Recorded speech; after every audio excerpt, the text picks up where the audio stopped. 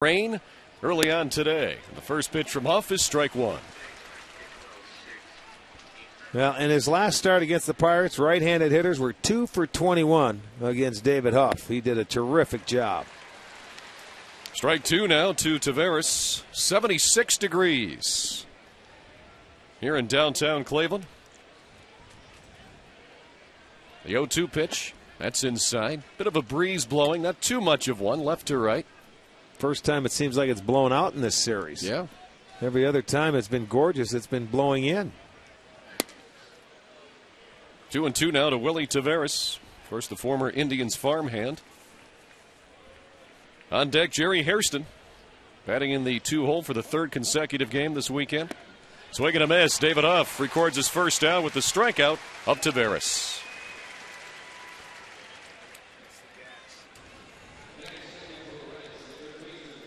He doesn't mess around. Goes right at him. Fastball right there. Taveras swings through it.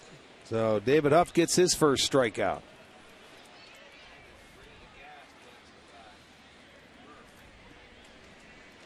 Now Jerry Hairston Jr., the third baseman, steps in. Last night produced his first 3-hit game of the season as he went 3 for 5 with a double and a run batted in.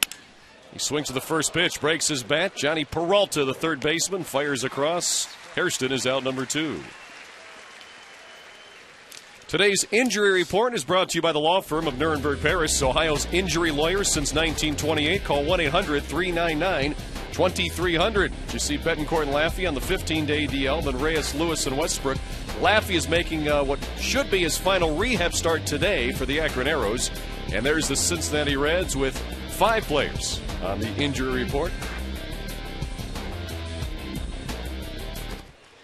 Stepping in for Cincy now is Joey Votto.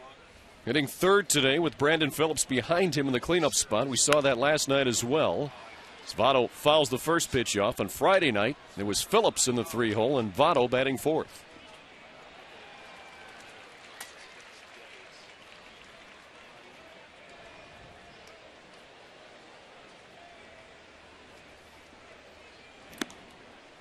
One and one now to Joey Votto, who's really an integral part to this Reds lineup. Before he went on the disabled list, the Reds were 26 and 21. So he swings and misses for strike 2. Hit .257 and scored over 4.5 runs per game. When he was on the disabled list, they went 8 and 13, batted as a team .217 and averaged 3.5 runs. Since he's come back, the numbers have gone back to where they were before he went on. And there's a single rip to right field. So Joey Votto's the first base runner of the game, with 2 outs here in the top of the first inning. Well, Votto now 3 for 3 off David Huff. He goes right there. This pitch is upstairs, though, and you can see why it was hit. It was about belt high. Looked like it might have been, it was a fastball. Gets it over the head of Valbuena at second base. Cincinnati's first hit this afternoon. So Votto on with 2 out, and that'll bring Brandon Phillips to the plate, who's been slumping. He has 1 hit in his last 16 at-bats and 2 in his last 23. Swings on the first pitch. Hits a fly ball to right. Should be an easy play for Shin-Soo Choo. He makes the catch. First inning is in the books. We head to the bottom of the first for the Tribe, and for the first time since June 2nd, Asdrubal Cabrera's hitting leadoff.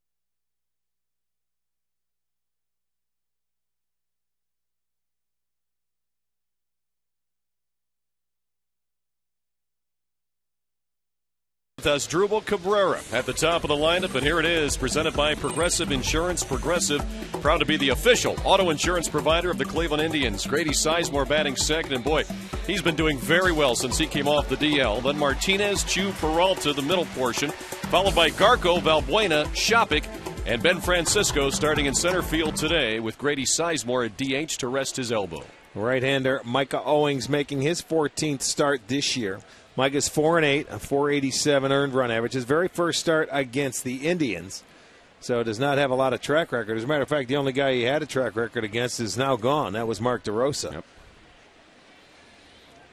So his first ever appearance against the Indians begins with a strike down the middle against Asdrubal Cabrera. It's the numbers on Asdrubal. He's on a rehab assignment this past week down in Akron. 1-1 now to the Indians' leadoff hitter.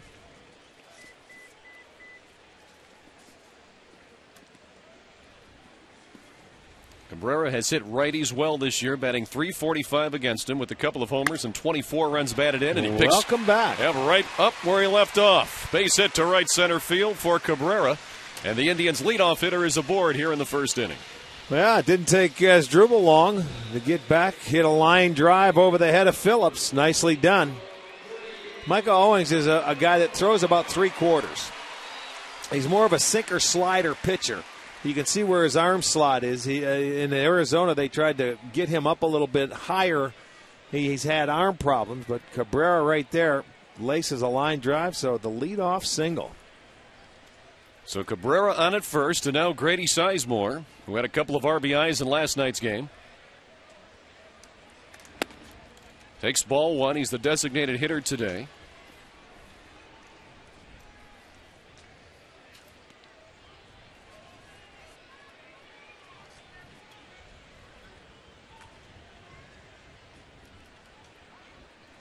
Throw over to first. Cabrera back easily. Micah Owings' last start was in Toronto this past Tuesday. He allowed a season-high 6 runs in the 7-5 loss. He also surrendered 9 hits. Walked a couple and only struck out 1.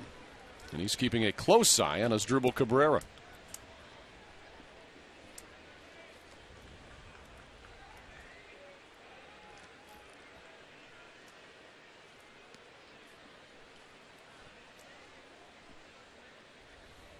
The 1-0 to Sizemore.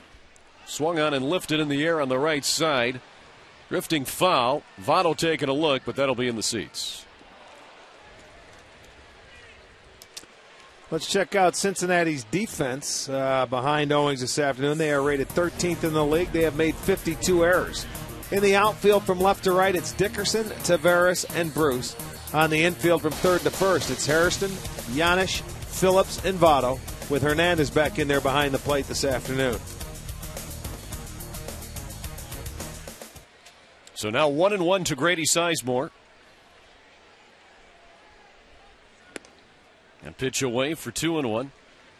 Rick, as far as Cabrera leading off, Sizemore batting second, do you have a preference for which is better? Should it be Sizemore Cabrera? Cabrera Sizemore? Doesn't matter. Well, if you get a guy on first base like leading off the game like this, I'd rather see Grady only because he can run more and he's a better base stealer. Although Cabrera has stolen 7 out of 8. They're paying attention to him, but he's not what you call a base stealer. Grady is. But, I mean, this is a nice little combination here between the two of them. You got a switch hitter. Sizemore wrapped in between 2 switch hitters is what you have. Right. And if Cabrera can continue to lead off, that's I have no problem with that. Now the 2-1 pitch. It's a little low for 3-1. Grady Sizemore normally an extra base machine, so he can drive one to the gap that Cabrera can score from first base on anyway. There's Martinez, and how much does that help Sizemore, having a guy like Martinez bat behind him? Everybody compliments each other in the lineup. When you got your big boys in there, and that's when you talk about having a good lineup 1 through 9, that's what you're talking about, protection. Where if you pitch around one guy, that guy will take the walk. You're going to have to face somebody else next that can drive you home. The Indians are third in the league in runs scored. They have scored 395. Unfortunately, they have been outscored by 20. They've given up 415. But their offense continues to battle, and they never quit. Now a full count to Sizemore. Cabrera's running. Sizemore loops that one to left field. It looks like it may drop and will. Baby. Cabrera's on his way to third. He'll make it safely. And the Indians with runners at the corners and nobody out here in the first inning. No, you want to talk about a thing of beauty. That is fisted, and Cabrera got a good read. When he's running 3-2, he looked back in, saw where the ball was hit.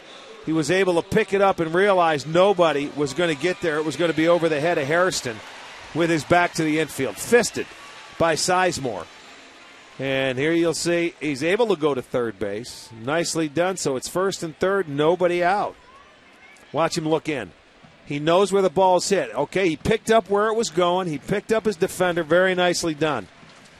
Good shot right there, boys. So Cabrera at third base. Grady Sizemore at first. Nobody out here in the first inning for Victor Martinez. Takes ball one up high.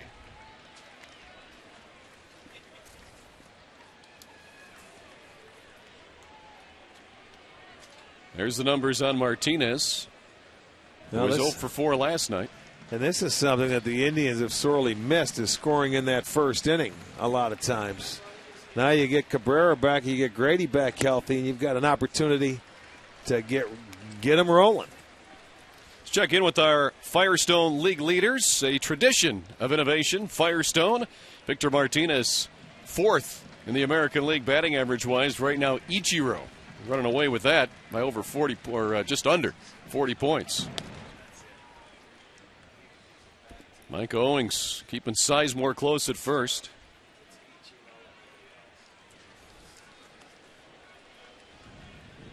So Victor Martinez in a hitter's count with runners at the corners and nobody out.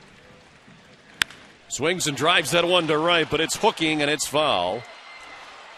Victor Martinez was ready for that one, just a little bit too far out in front. Martinez has also been the most consistent hitter for the Tribe with runners in scoring position this year. He's batting .350 with a homer and 39 runs batted in.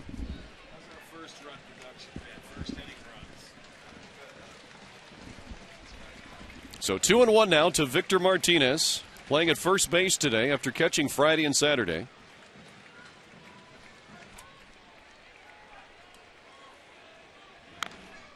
Fouls that one back. So now 2-2 to Martinez. Shin-Soo Choo is on deck. Here's Choo, who's taking control of that number 4 position in the batting order.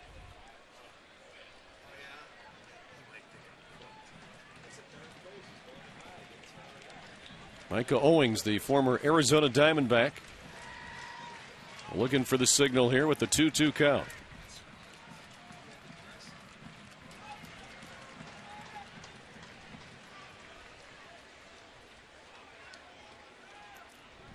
Owings taking some time, finally time called at the plate. Well, done by design, I think, with the 2 guys they have on base. You're going to sit and hold it, and in case you want to run or steal, and that's what they felt might happen, then you just hold the ball and make the hitter call timeout.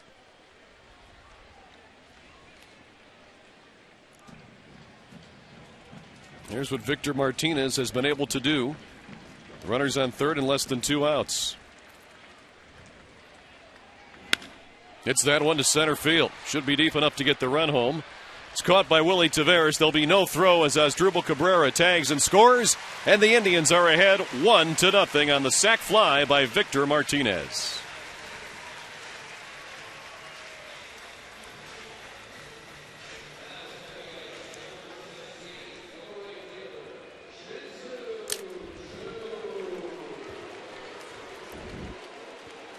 High fives going around. Good job. Indians score first.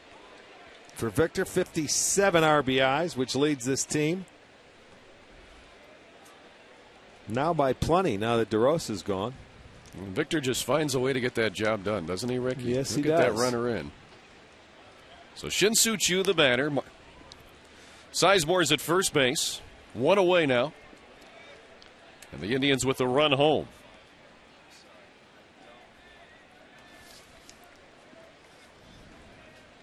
Shin-Soo Choo was 0 for 3 last night with the walk.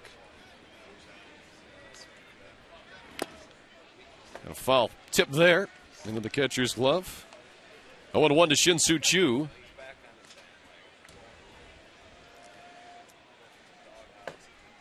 Choo has done much better against right-handed pitching than left-handed pitching this year, hitting .320 with 7 of his 9 home runs. Against lefties, he's only batting .237. The 0-1 pitch. Another foul straight back, so quickly 0-2 on Shin-Soo Choo.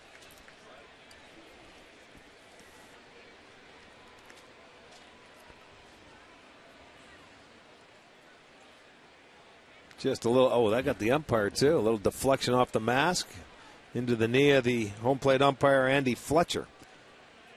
When pinballed around. So they're trying to give him a moment right there. Tim McClellan coming down. There's nothing you can do.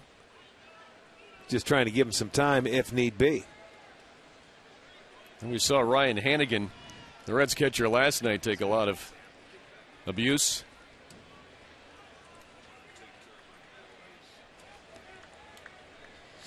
So 0-2 to Shin-Soo Choo.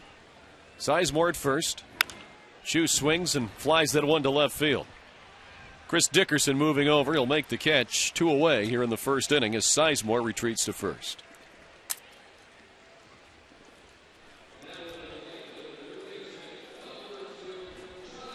Johnny Peralta to the plate now. Hitting in the 5-hole, playing third base today. Last night he was in the 7-hole in the second straight evening. He was 2 for 3 with the walk. Johnny Peralta 4 for 7 in this series. Throw over to first. Sizemore back. Well, hard to believe, but this is the last game of interleague play this year for 2009. The Indians 5-12 in interleague play this year. The Reds 5-9. Of course, some National League teams will not play 18 games. They only play 15 because of the unbalanced schedule. And Rick, the Indians over the last 2 years in interleague play have really struggled. Yes, They're 11-42. Yeah, it has not been very good. But in that time, the American League has dominated the National League with a .568 winning percentage. Let's take a look at the American League Central versus in interleague play. And just Kansas City and Cleveland are the two teams under the 500 mark and matched up against the Central Division. And American League again. Normally, it's a team will kick it into gear when they play interleague. You know, they go off on a tangent and they play very well. This year, Boston's 11-6, Tampa's 12-5, Baltimore's 11-6. You got Minnesota, you got Chicago 10-6, and you've got the Angels that are 13-4. So they really, there's some teams that really jumpstart their season in interleague play. Should there be an inherent advantage to the American League for some reason? Perhaps because they're suited with the designated hitter already? Well, you know what? It's 9 games you look at it. That's where you have to play if you're an American League team. Strike 3 to Peralta as he foul-tipped it, but it's held on by the catcher, Ramon Hernandez. So the Indians done in the first, but they score a run. 1-0 Cleveland as we head to the second.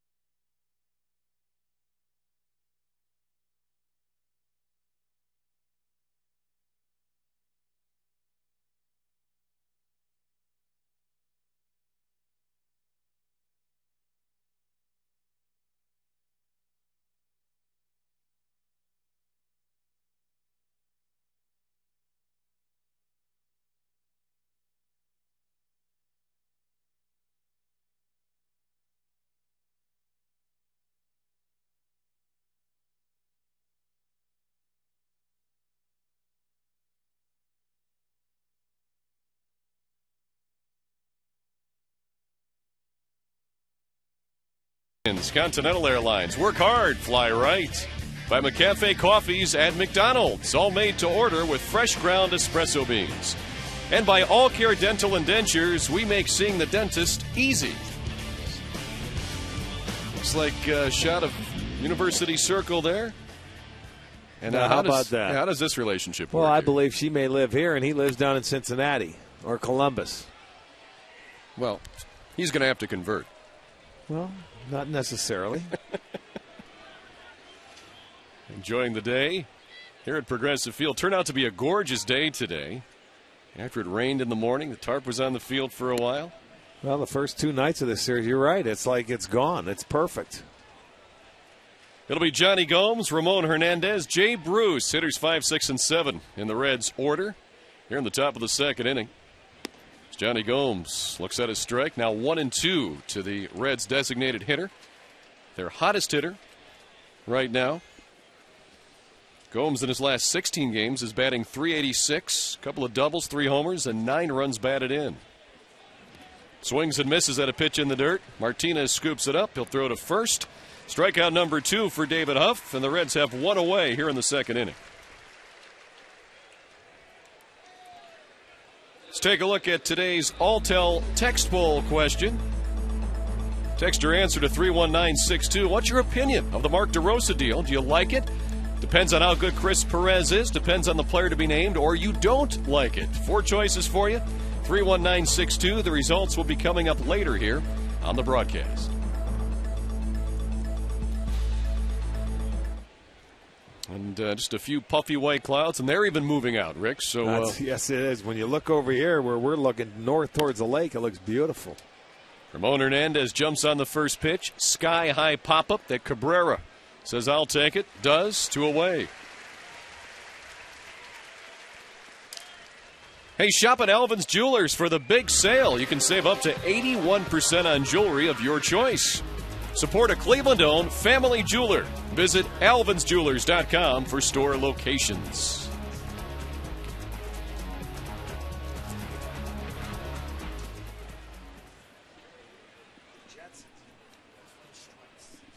David Huff now to the first 6 batters he's seen today is throwing strikes to all of them.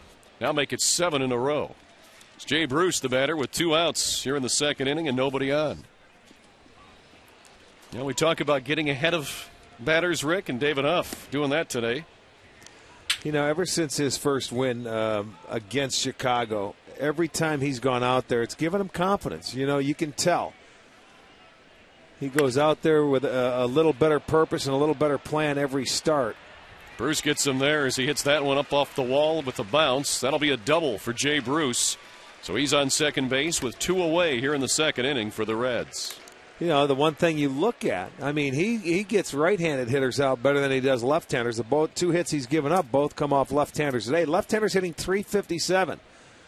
And there's a straight fastball out over the plate. Gives him a little swinging room. And this is a thing that Bruce has not been able to do, is go to left field with left-handers, but he does it today, and he gets a double. His 11th. So he's on at second base. That'll bring Paul Janisch to the plate, the 8 hitter in the order.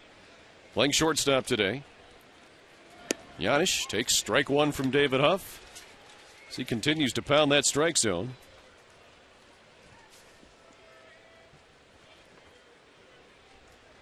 The numbers on Paul Janisch, who has hit safely in 10 of his 15 starts.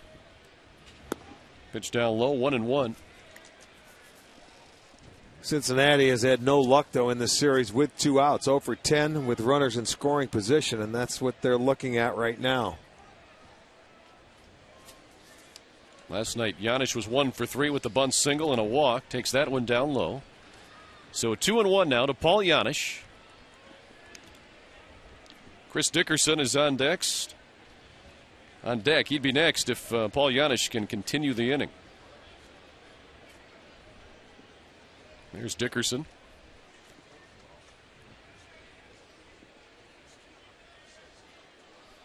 The 2-1 pitch. That one fouled away into the seats in the mezzanine level here. I think that's one reason why when you're a manager and you face a left-hander like Cuff, who's not devastating against left-handers, you got to keep your left-handers in there.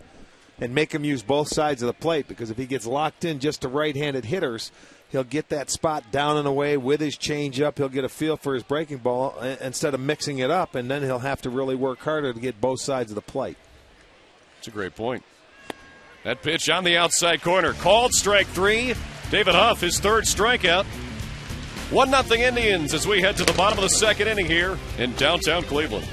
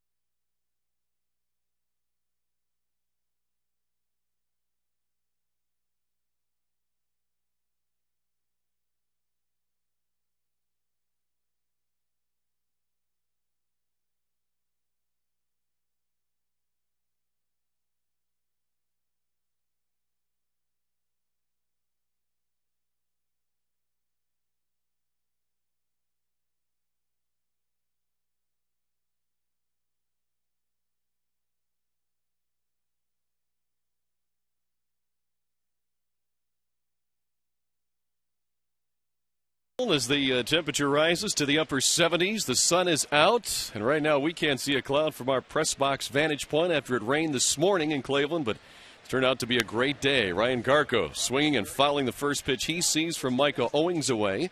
It'll be Garko, Valbuena, and Shopik here in the bottom of the second inning for the Tribe. Hitters 6, 7, and 8 in manager Eric Wedge's lineup. It's the season numbers on Ryan Garko. Last night he was 0 for 3 with a walk and a run scored. Pitch a little low from Micah Owings.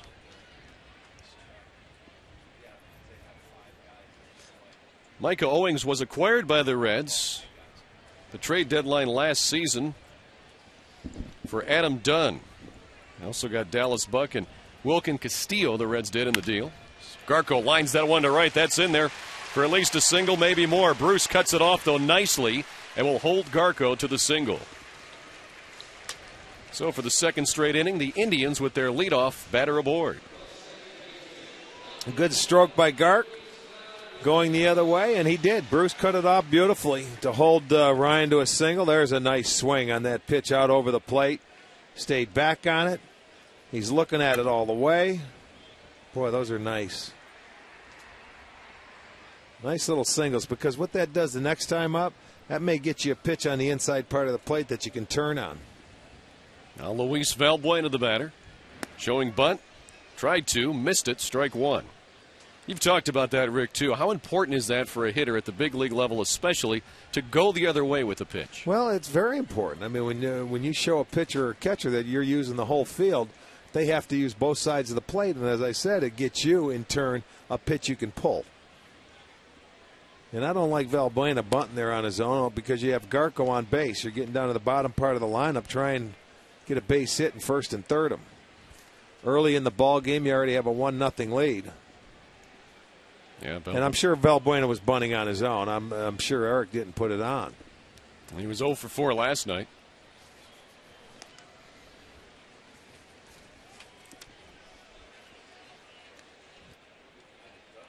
On Friday night, he was 1 for 4, so he's 1 for 8 here in the series.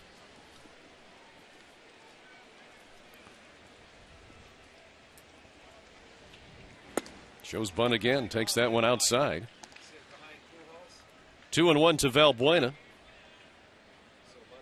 Jerry Hairston, the Reds' third baseman now, and on the infield grass. Here you get a look at the defense. Another throw over to first base. This Mike Owings hasn't gotten the scouting report on Ryan Garko, Rick. He's keeping him close there at first. Yeah, well. Valbuena swinging away. Deep to right field. Hooking, though. It is foul. Boy, it was close all the way, and you could see Valbuena running down the line, pushing his left hand, say, stay fair. Anytime there's a ball hit down the line, I always look at the hitter because they pretty much know if it's going to be fair or foul. So I knew it was going to be borderline. He had enough of it, and that would have been his first home run outside of the Chicago area, the 312 area code this year. You'll see it go just inside. Watch, you never lose track of the ball, so that means it's in front of the pole. It is foul. Oh, boy, that's one you know you have the distance. You want it to stay fair. Now the 2-2 pitch lifted to left center field. Tavares going over. He'll get there and make the catch for the first out of the inning. Well, coming up Friday when the Indians will host, believe this, the Oakland A's. It'll be the first time we play them this year. And there will be a special expanded post-game fireworks show to help kick off the holiday weekend. So you can visit Progressive Field, the box office, Indians.com for tickets. That's next Friday. Oakland A's, the first time we played them this year. We haven't played the West, as I was telling you before the game. We haven't played the A's. We haven't played Seattle. We haven't played the LA Angels. And have gone through the National League teams that we're going to see completely. Done. We're done with the Yankees. We're done with a lot of teams. Tampa. Yep. Here's Kelly Shopping now hitting in the 8-hole today. First start this weekend. Haven't played Baltimore either yet. No, that's right. Ever since Interleague, the schedule and the divisional switch as well, the new alignment, the scheduling has been weird. There's almost a rhyme and a reason to it. You could see in the 70s and 80s, and then in the 90s, there was a stretch in the late 90s, Rick, where it seemed we played Baltimore every April. There once, here once, and we never saw them again. Well, that's how things set up. There are teams that you never play till the end of the year. Toronto used to be one of those teams, and Baltimore used to be the one we played early. Now they're the ones we play late. It changes. It runs in cycles. Yeah. You know you're going to play your 162 games when it's all said and done come April. Which do you prefer, more games against your division, more games against everybody in the American League, forget about interleague play, or how it is now? Well, I like more games in your division because it has an outcome in your division throughout the year. I would rather play more of the American League and I'm an old traditionalist. Let's just do away with interleague play and see the National League and the World Series. That's just me. I know that's not going to happen because people think that interleague play it generates a lot of interest. And they say it draws more fans, but you play it in June when kids are out of school. Play it in April and May and see how it turns out. Shopping pops that one up to the right side. Votto going to give it a look, but it's into the seats. So the count will remain 2-2 on Kelly Shopping. One away here in the bottom of the second inning. Ryan Garko's on first. He had the leadoff single. Kelly Shopping, clean shaven now.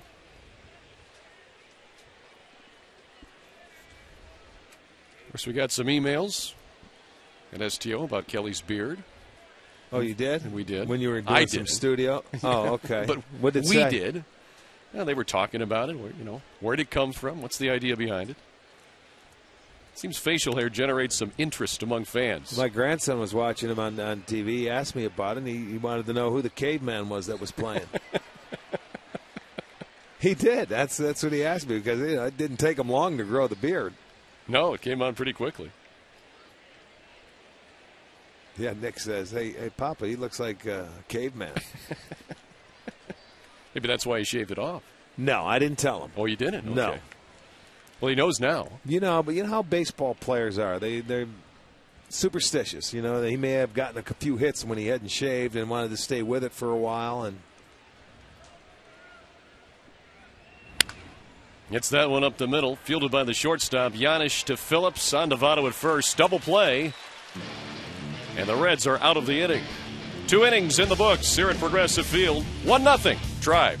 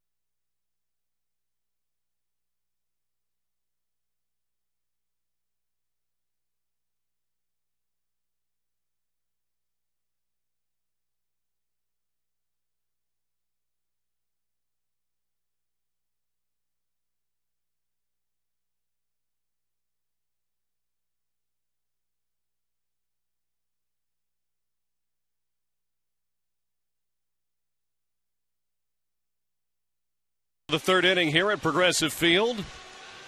Thanks for joining us today on Channel 3. David Huff will be facing Chris Dickerson, Willie Taveras, and Jerry Hairston. Hitters 9, 1, and 2. 3 of the first 6 outs today recorded by David Huff have been strikeouts. Folks enjoying the sunshine here in downtown Cleveland.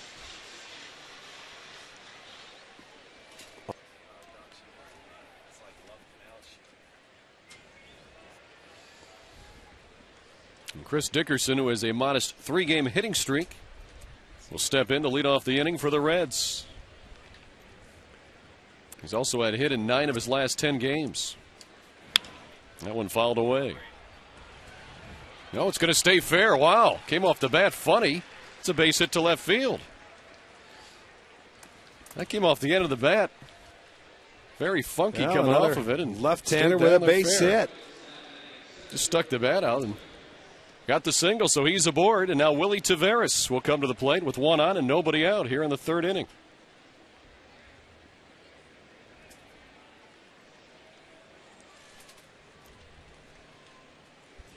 Taveras struck out his first time up. Wouldn't be surprised to see a bunt here. And bunt for a base hit, because this is all part of his game. He's trying. You know, he has really struggled this year.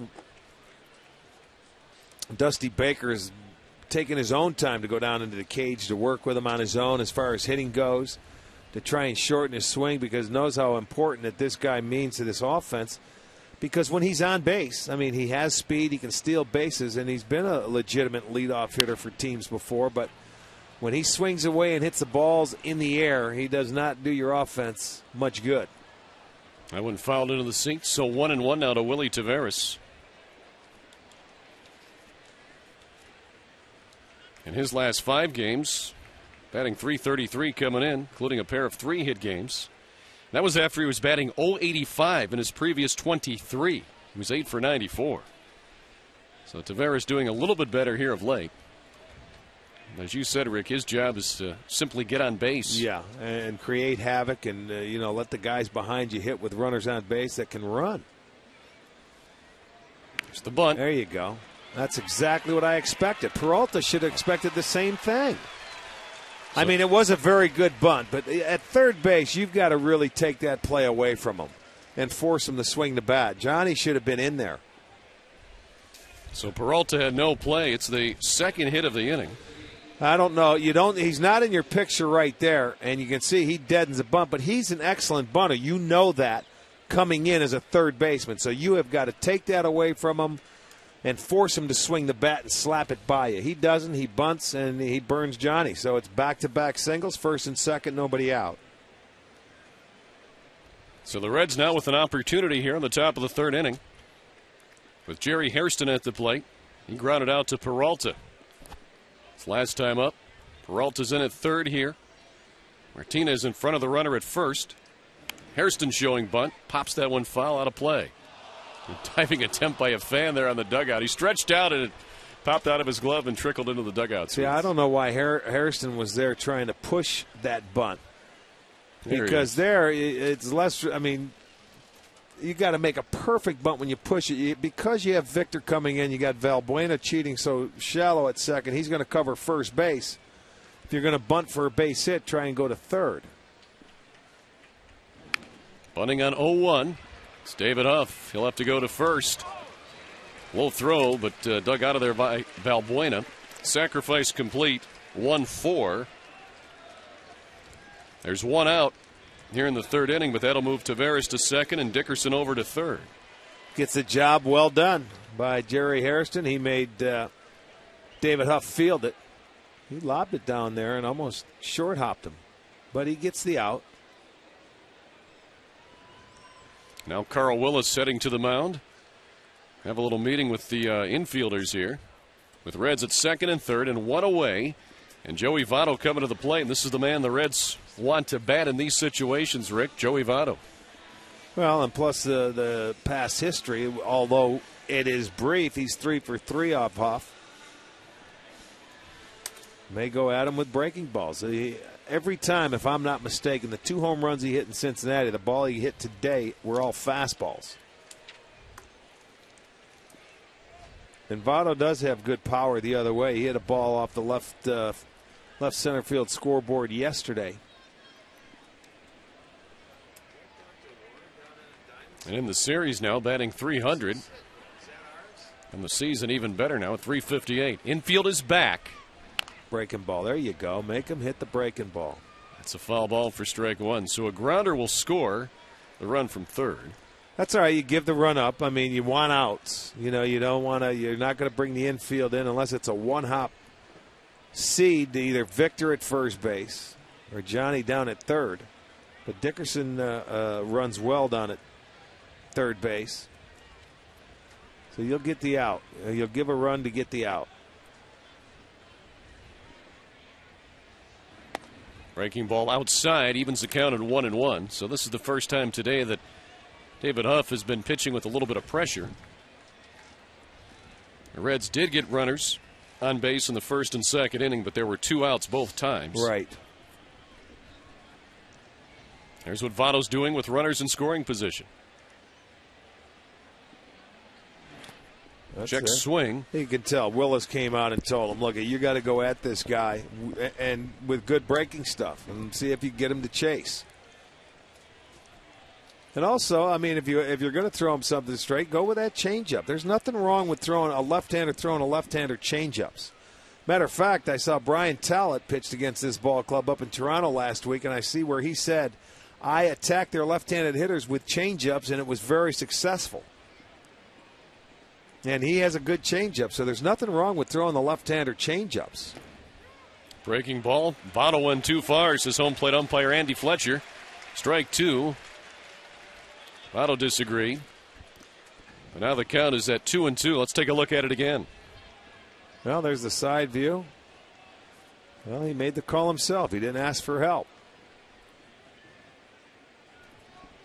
So he felt that he went. Now he regroups, steps out, and he figures, okay, now I've got to see another breaking ball here. 2-2. Think he would come with the changeup here? We'll see. All depends on your catcher, how they feel they've got him set up.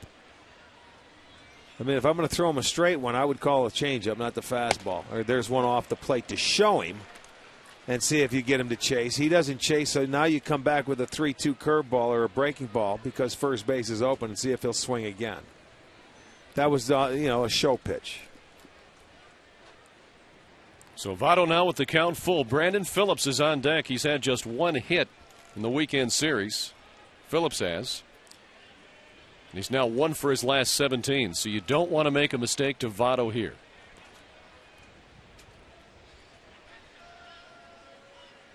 And that pitch is low. So Votto will go down to first base. So that'll load him with 1 out. You know, you look at the sequence of this and you're going to see exactly breaking balls and only 1 fastball.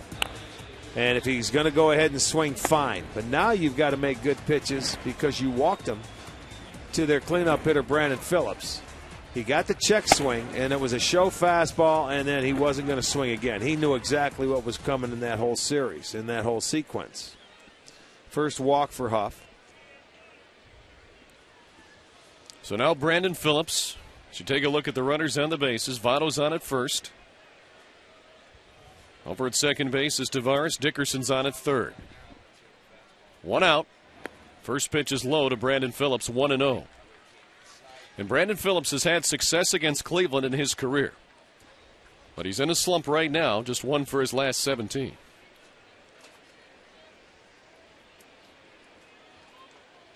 And he's 2 for his last 24 and 0 for his last 12 with runners in scoring position. Let's hope those trends continue. Now 2-0, though, to Brandon Phillips. So now he's in a hitter's count, Rick, with the bases loaded and 1 away here in the third.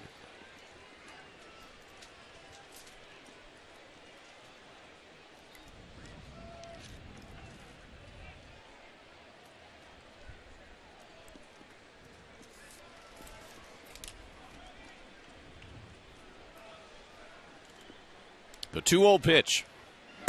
Outside, 3-0 to Brandon Phillips. No place to put him with the bags juiced here. Well, isn't that funny where you go ahead and you threw all breaking balls in his last at-bat. Now he lost the release point of his fastball. So Huff in a jam here.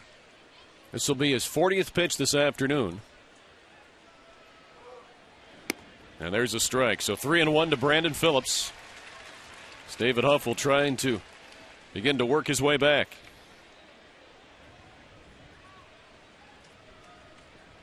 Johnny Gomes on deck.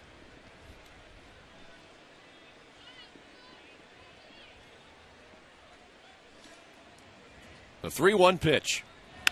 Swung on line, down the right field line. It's foul.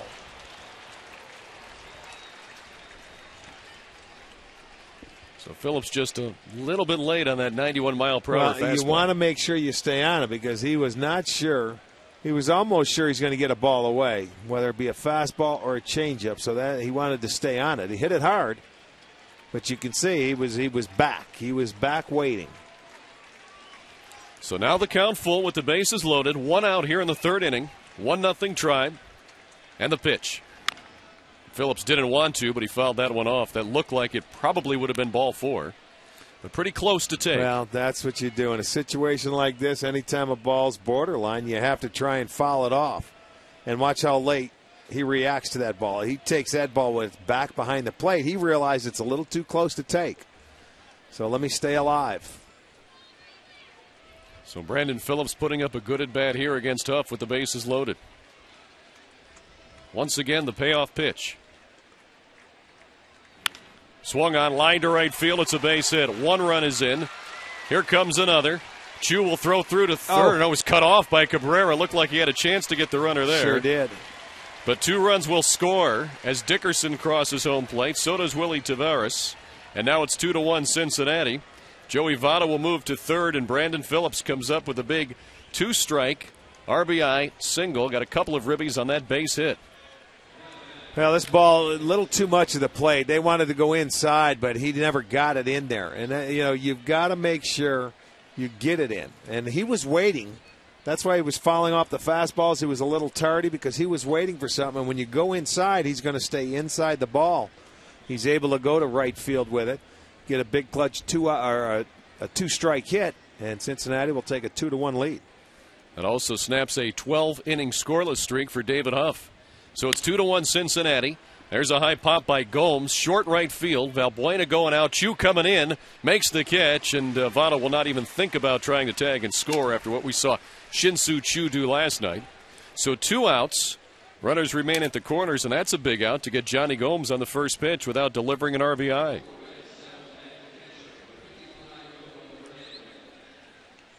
Well, Phillips at first base, almost he thought that it was going to drop because Valbuena didn't see the ball. Chu comes into play. If Victor was around first base, they could have had a double play. Now Ramon Hernandez catching today after taking last night off. He was 1 for 4, or rather 1 for 3 on Friday night. 0 for 1 here today with the pop out. He'll take strike 1 from David Huff.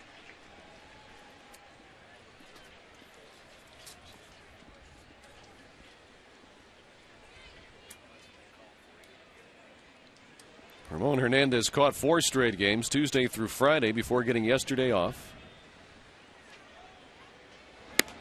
Pitch up high. Before that, he made 8 consecutive starts at first base.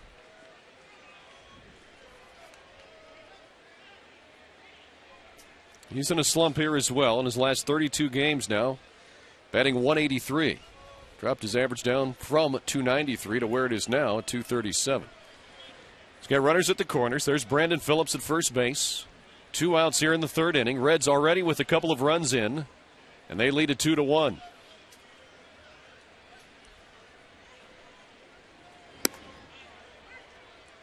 That pitch just outside. 2-1 now to Ramon Hernandez.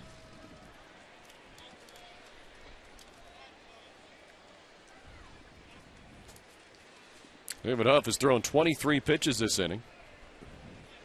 First 2 innings, he threw only 24. That pitch lifted to left center field, hit pretty well. It'll go off the wall. That'll score at least 1. Phillips around third. He's being waved in. It'll score 2. Hernandez going to third. The throw in, not in time. A triple for Ramon Hernandez. The Reds get 2 more. They've scored 4 in the inning, and they take a 4-1 lead. Another 4-run inning for Cincinnati. And for Hernandez, believe me, that's his first triple, and I know why, but that ball deflected. It looked like it hit the top padding on Francisco as he was going over there and deflected and came right back. Another bad pitch by Huff, middle of the plate. Look at it, just deflects past him. He could not stop the ball. In comes Garco, but not before. Hernandez can go all the way to third base, but a big 2-out hit. The first time Cincinnati has scored with 2 outs in the series. First 2 runs, and it is a big 2 runs. They are on the board, so it's a 4-1 ball game. So the Reds ahead by 3, and they still have a runner on third here with 2 outs for Jay Bruce. And he hits the first pitch he sees to left. Garco coming over. This one near the line. It's foul and bounces out of play. And while we have a moment, let's pause 10 seconds for a station ID break. You're watching Cleveland Indians baseball.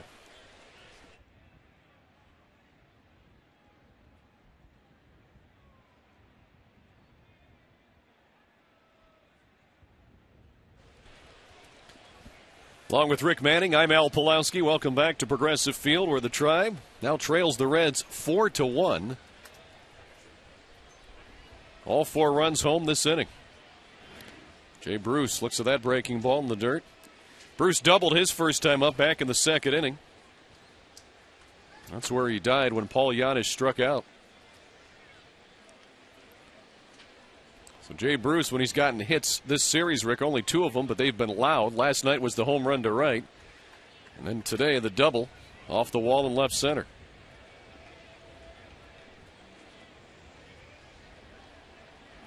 Swing and a miss. 1-2 now to Jay Bruce. Well, for Bruce, out of his 55 hits, 30 of them are extra base hits. And Cincinnati starting to do some damage with 2 outs. They've been held in check the first 2 games, not today. 3 for 5. They have as many hits today as they did in the first 2 games of the series. And those are the hits that break your back. You know, when you have a chance to get out of the inning and they come up big. Bruce hits that one high in the air to right center field. Francisco going back. So is Chu. It's going to be Chu on the warning track to make the catch. So the Reds are retired in the third inning, but they score 4 runs. They take a 4-1 lead. We head to the bottom of the third here on Channel 3.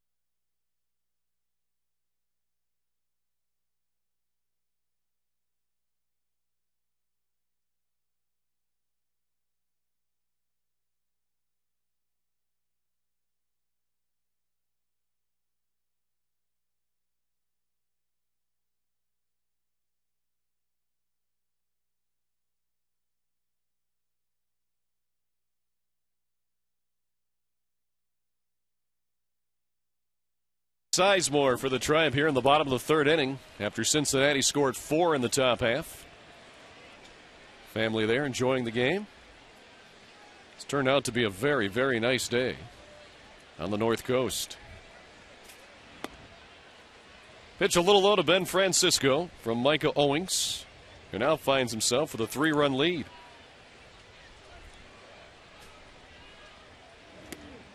There's a strike on the outside corner. Ben Francisco has seen his average slowly plummet here in the last month and a half. Swings and misses. Now 1-2 to Francisco. He's batting .222 against right-handers this year. Does have all 5 of his home runs, though, against righties. Better batting average against lefties, .256, but no home runs. Got a piece there to stay alive.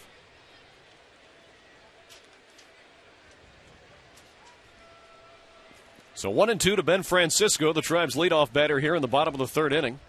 Playing in center field today with Grady Sizemore, the designated hitter. Travis Hafner getting the day off after playing Friday and Saturday. And pitch low. 2-2 to Francisco.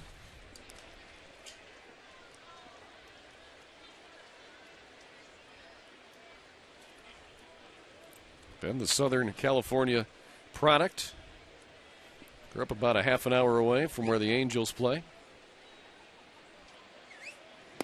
That pitch on the inside corner called strike 3. Francisco is the second strikeout victim. And we'll go back to the top of the order. The Gathering Place supports, educates, and empowers individuals and families touched by cancer. They do this free of charge from 2 locations, Beechwood and Westlake. This season, Matt and Rick are donating $5 each, and Great Clips will donate $50 for every Indians home run to this great organization. Total year to date is $5,040. If you'd like more information on how to donate or to be a part of this, visit touchedbycancer.org. Asdrubal Cabrera takes ball 1, showing bunt there. Cabrera, the Tribe's leadoff hitter today, in the starting lineup for the first time since June 2nd.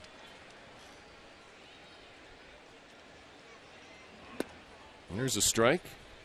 He's taking Mark DeRosa's spot on the roster after Mark was traded last night to the St. Louis Cardinals. And you may say, well, what about Chris Perez, the guy they got for him? Well, he's got 72 hours to report, so it It'll be a couple of days before the Indians have to figure out a roster spot for Perez, as Cabrera grounds out to second for the second out.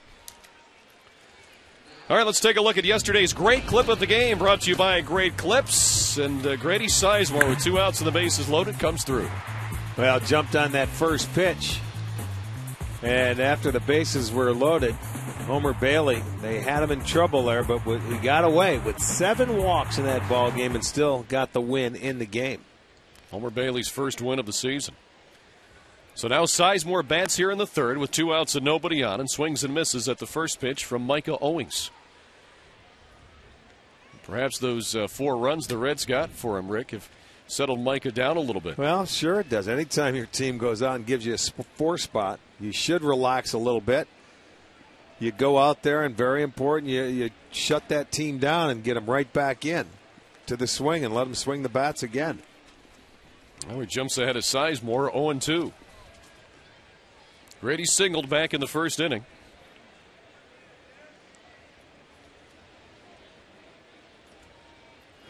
Got one outside.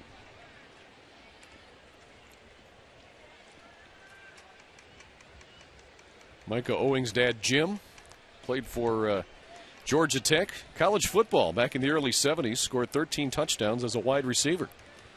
71, 72, and 73 seasons as Grady Sizemore looks at a ball up high.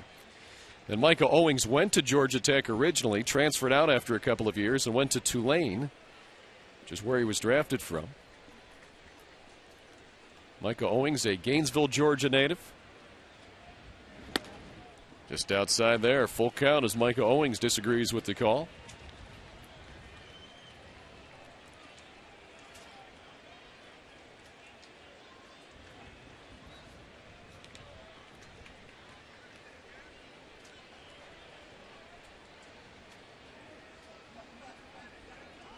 Sizemore wants time. It was 0-2 on Sizemore, and he got 3 balls now. Go from 0-2 to 3-2. He's making them work.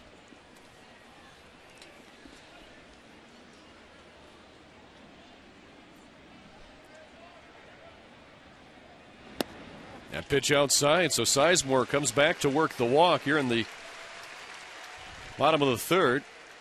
So he's on with 2 outs for Victor Martinez.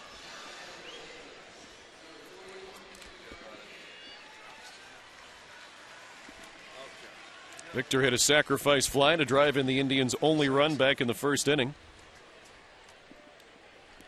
You know, when Grady working that walk, Rick, how many times have we talked about since Grady's come back, and I know you and Matt have talked about it, when he came back in Pittsburgh, he just looks like he's feeling good finally.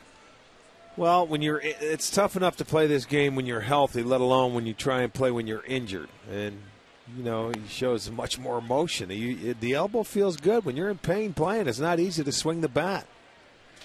Throw the baseball. It's difficult. So Sizemore on for the second consecutive time today. There are 2 outs here in the third inning. Last night he was on base twice with a single and a walk. 1-1 now to Victor Martinez. Batting in the 3-hole, playing first base today.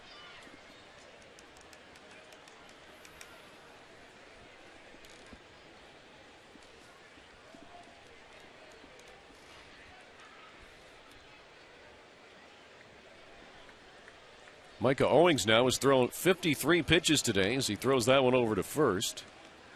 33 of them for strikes.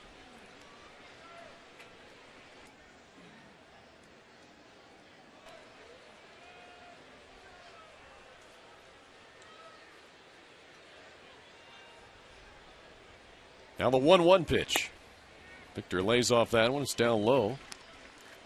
So 2-1 to Martinez. Shin-Soo Choo waiting on deck. He'd be next. And Victor can keep this inning going.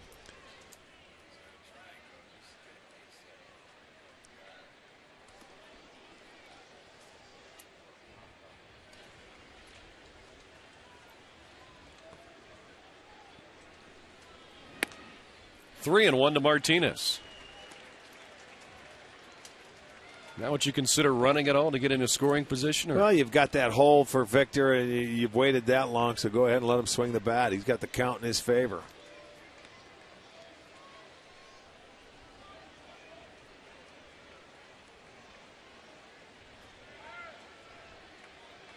3-1 to Martinez. That pitch down low, ball 4. So Micah Owings, after getting a couple of quick outs here in the third, has walked the next 2 batters. So that'll put Sizemore on second, Martinez on first. Starting to nibble a little bit. He had Grady down in the count 0-2, and then he walked him, and Victor, there you go. He's on first base. He was behind in the count. And 8 of Owings' last 9 pitches now have been for balls. Dusty Baker saying, what happened here? Nice little third inning going. And well, that's right. I mean, you don't want to see it with 2 outs because you have an opportunity to get out of the inning. But he just started nibbling. So now Shin-Soo Choo with an opportunity here with runners in scoring position. 2 outs. Flew out his first time up and takes strike 1 from Micah Owings.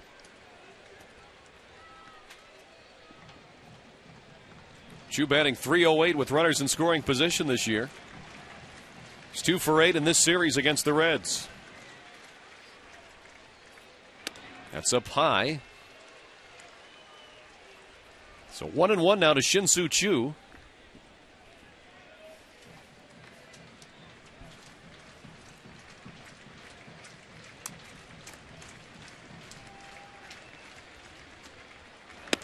That's outside as well. 2-1 to Choo is that little 2-seamer that he throws to the left-handers. That's 3/4. That's the pitch that he's lost. Yep. He started Choo off with that little slider away.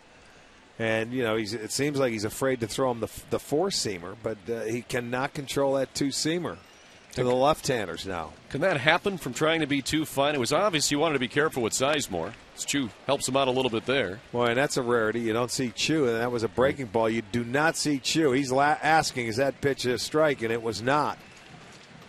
Go out of the zone very often to help him out, especially with the count in his favor. But he sees that pitch coming inside. So we'll see now if he regroups. Pitch it fair down the first base line. Votto will make the play unassisted. So Owings works out of the little jam. We'll head to the 4th inning. 4-1 Cincinnati.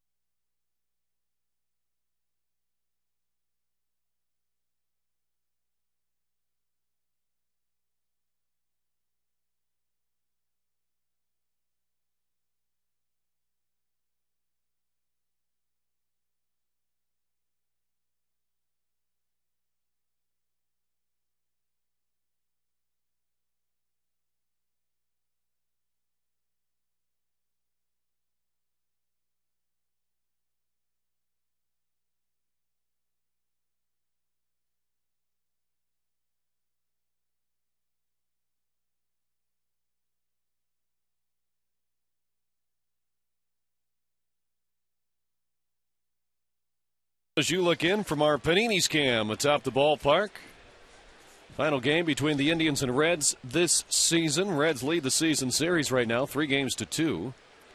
David Huff will face Paul Janisch, Chris Dickerson, and Willie Tavares here in the top of the 4th inning. Janisch struck out his first time up. His hitters 8, 9, and 1.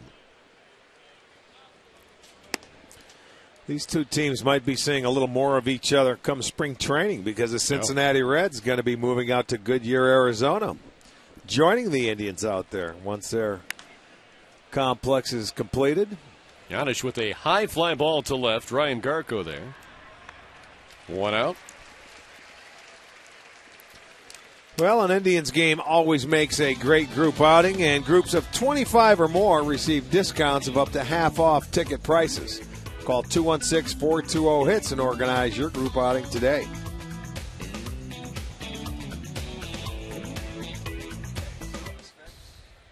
Four to 1 Reds here in the top of the fourth inning. One away for Chris Dickerson. He singled and scored in the third inning. He jumps on the first pitch, hits it to left field. Ryan Garko coming in. 2 outs. Time now for today's Direct Energy Bringing the Gas sequence as we'll look back to the first batter of the game, Willie Tavares, the 5-pitch strikeout for David Huff. Boy, why not? The first hit of their game. It's the second time I think we've had it on this homestand where there's a good fastball away for strike one. He gets him to chase that fastball again, goes down and in. Misses down and away, but he gets him all fastballs that first time up.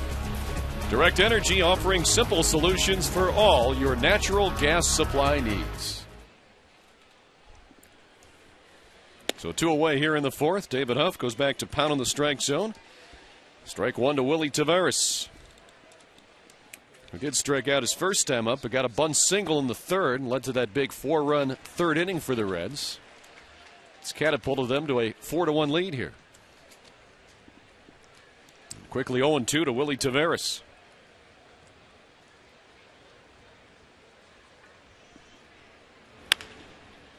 Chopper to short. Cabrera to first. Just got Willie Tavares. 3 up, 3 down. Go the Reds here in the fourth. We'll go to the bottom half. Still 4-1 Cincinnati.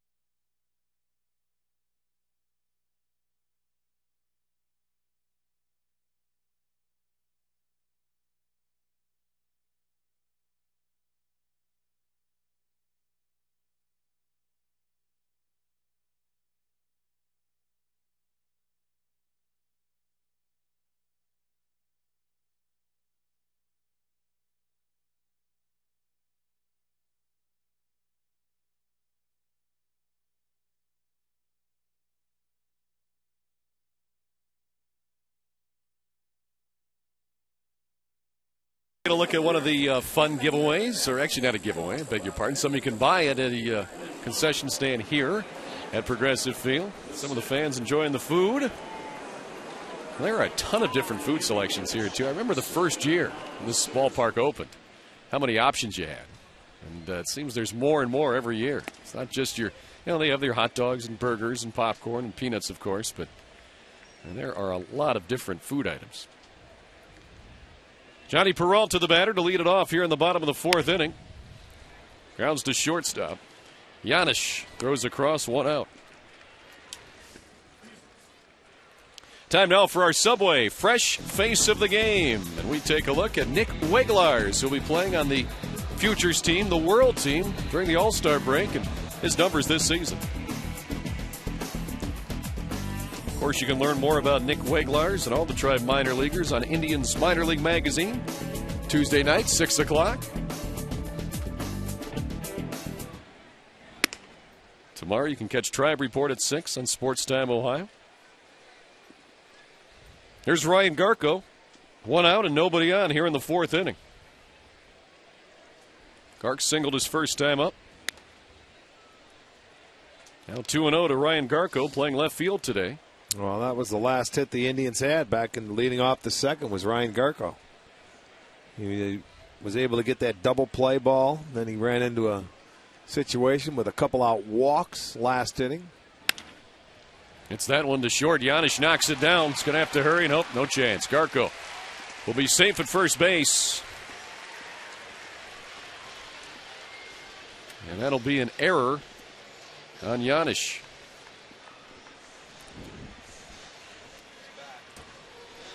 Little ground ball. You know, he dropped it and he just gave up on it. He didn't realize, I don't know, if Ryan Garko was running, he might have had a base hit.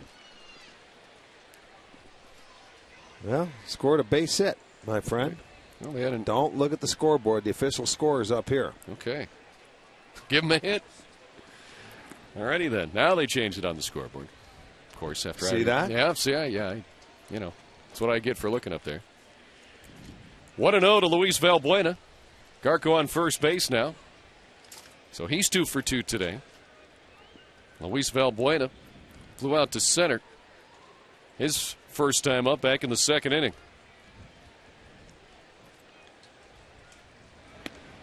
There's a strike. 1-1 to Luis Valbuena, who's back at second base today, with Asdrubal Cabrera back in the lineup. Valbuena, if nothing else, Rick showed that he can play shortstop when you need him to. Absolutely, he can. Fouled that one straight back. So now 1-2 to Valbuena. There's Asdrubal leading off today and playing at the shortstop position. And you would have to think now that this move is permanent with Cabrera at shortstop. I don't see him moving around too much anymore, do you? No, I do not. I mean, he's proved he can play short. You're going to give him that chance. You got to solidify your infield and stay with the group that you're going to go with. So now 1-2 to Valbuena. Swing and a miss. Third strikeout of the day for Micah Owings. 2 down here in the 4th.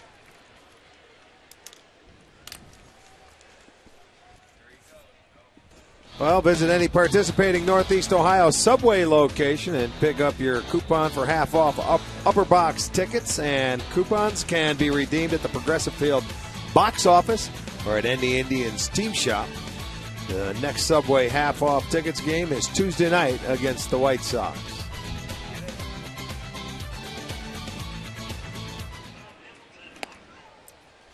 So here's Kelly Shopping, who swings and misses at the first pitch. He grounded into a 6-4-3 double play back in the 2nd inning.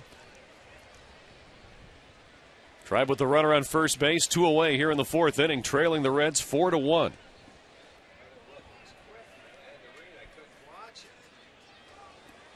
Shopping hitting just 149 at Progressive Field this year coming into today's game, but that will improve with the single to left. So Shop's aboard with the single. That'll move Garko to second base. 5th hit of the day for the Indians.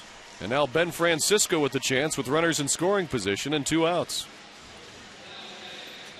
That's a ball at Shopping on the outside part of the plate. He's going to pull, but he's able to pull it through the hole. Diving Harrison can't get it, so a 2-out base hit. They have runners at first and second and give Francisco an opportunity with 2 outs. Francisco struck out his first time up in the 3rd inning.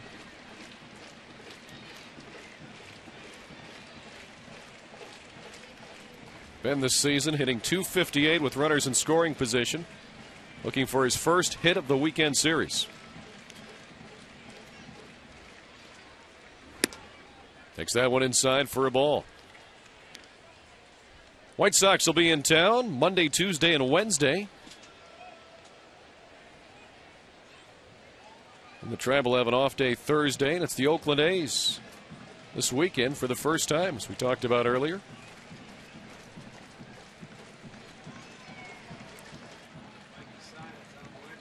One to 0 to Francisco.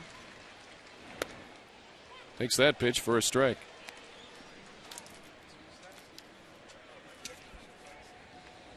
Our next telecast tomorrow evening, here on STO 7:05. White Sox and Tribe. I'll be with you for Indians on Deck at 6:30. Matt Underwood will have the play-by-play for you with Rick.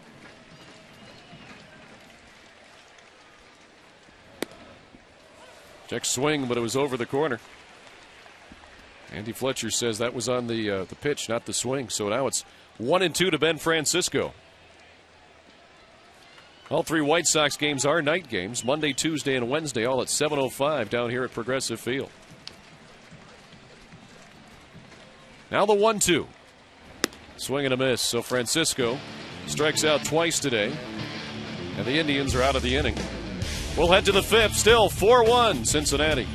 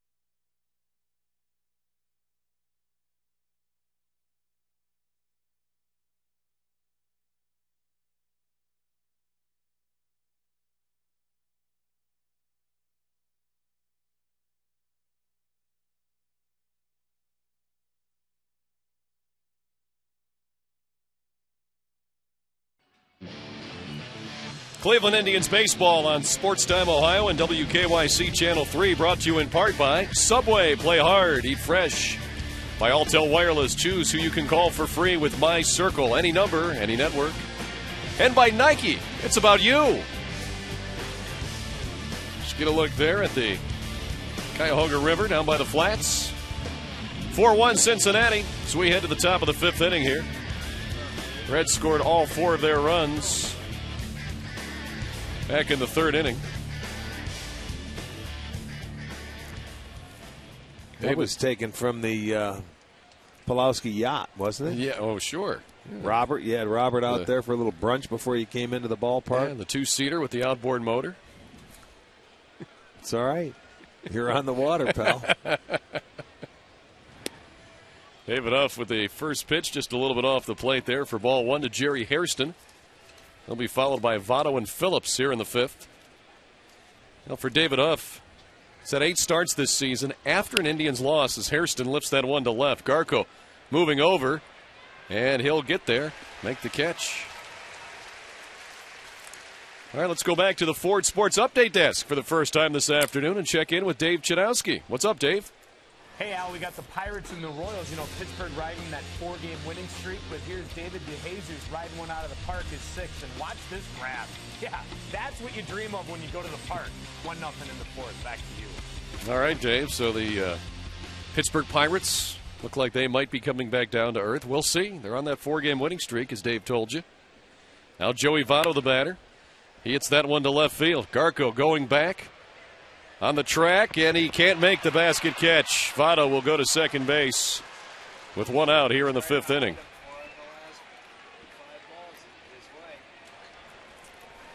So Votto's aboard on what will probably be an error.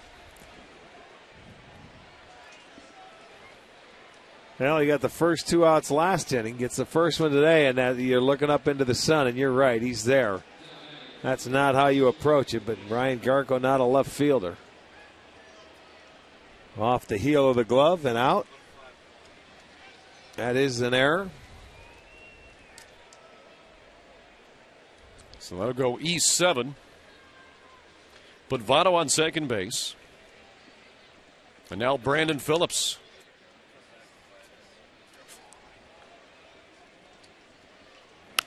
It's that one foul. He drove in a couple of runs his last time up. Break out of a slump. He also scored a run of his own.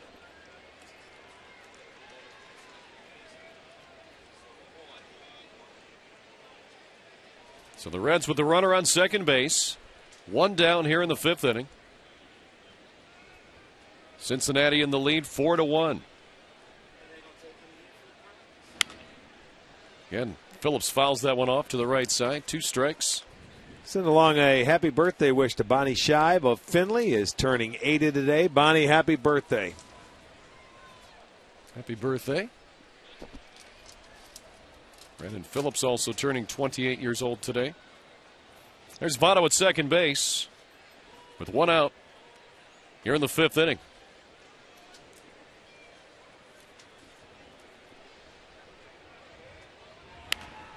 Another foul ball to the right into the stands. Today's scoreboard update is brought to you by Wendy's. It's way better than fast food. It's Wendy's.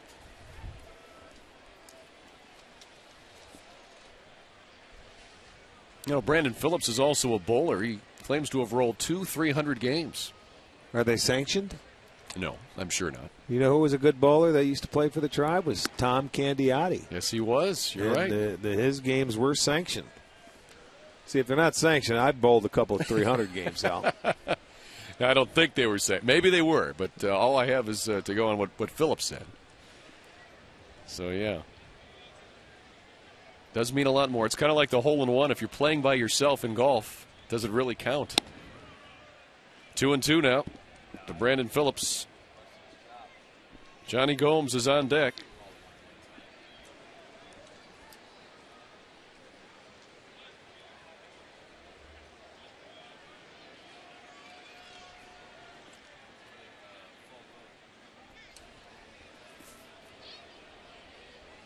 Now the 2-2 pitch to Brandon Phillips. And he hits that one to center field, base hit. Votto around third. He'll be waved home. He'll score. Francisco's throw will be nope, couldn't do it. And that'll allow the runner to get down to second. So really there wasn't much of a chance to get Votto at home. Well, that's why the ball has to be able to be cut so you can get the guy at second base, because now you allow another man to get into scoring position. It's an error to allow the man on first base, and it's another error, although it won't be given an error, where you can't cut the ball and at least get it out. Change up away. Phillips goes up the middle. That'll be his third RBI. Make it a 5-1 game, but when you're Francisco, you've got to make sure that that ball can be cut there by Victor Martinez, which it could not. If Victor could cut it, he throws to second base, they score the run, but you get the out at second. There's still just 1 out. Yep, that's a great point. So now Phillips at second base in scoring position with 1 away for Johnny Gomes. 5-1 Cincinnati. They've scored 4 runs in the third and now 1 here in the fifth. But you talk fundamentals, you talk little things. That's a perfect example right there in this inning. A run that's given to Cincinnati, and they've already had a 3-run lead. Now it is 4, and they could add to it.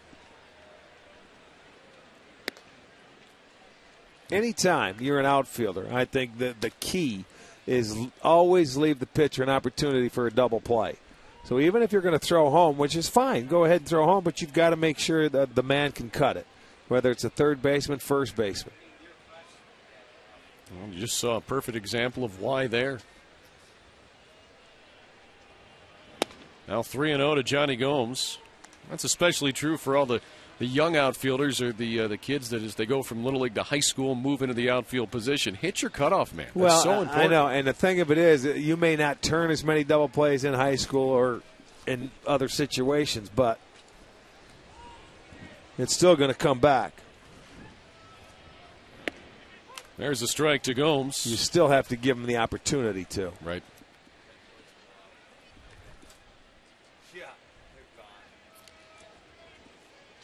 Now, if you throw the ball at the cutoff man's head, like you're supposed to, cutoff man can always step out of the way and let it go through if you've got a chance at him. Well, they know if that guy's going to run or not from first going to second, and that's their job. Victor knows he tried to cut that ball but couldn't do it. So now a full count to Johnny Gomes with Phillips on second base and 1 out here in the 5th inning.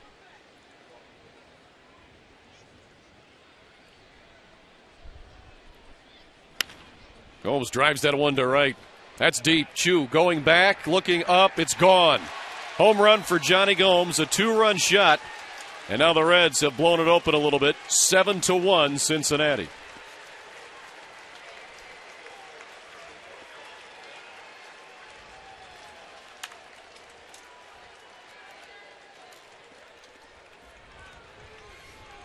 So the Reds with 4 runs in the 3rd and now 3 runs here in the 5th. For Gomes, his 4th homer, and he stayed on that ball. Look at him drive it up, out over the plate. Good extension, and that ball carried because the wind is blowing out that way, so you're going to get a little extra carry to that ball, but he hit it well. So it's a 3-run 5th, and it's a 7-1 Cincinnati lead. Now Ramon Hernandez, the batter, who tripled his last time up. Also knocked in a couple of runs with that triple. 7-1 Cincinnati here in the 5th inning. They've broken it open, and Hernandez rips that one fair down the left field line. It'll go to the corner. Hernandez around first on his way to second, and he has a 1-out double here in the 5th inning as the Reds just keep hitting the baseball.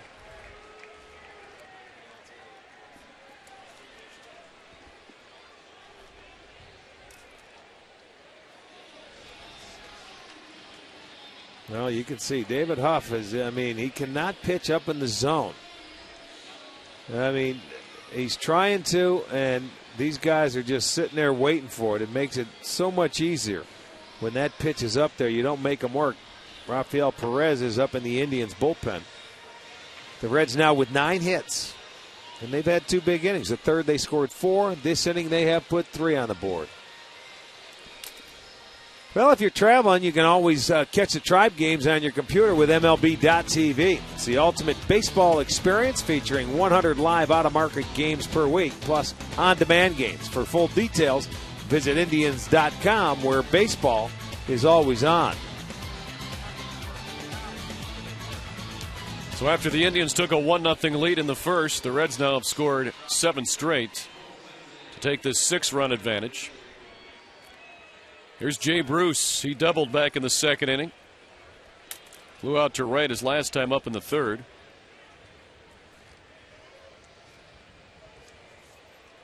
Cincinnati began today's game as a team, Rick, going 2 for their first 8. They're 7 for 13 since. That'll get you some runs. Well, again, this has happened to David before. He's coming off an excellent start in Pittsburgh. He's coming off, 3 pretty good starts, as a matter of fact, or 3 out of his last 4. But the 2 times, and they were both interleague games, he went 7 in the 3rd innings against St. Louis. He went 8 against Pittsburgh.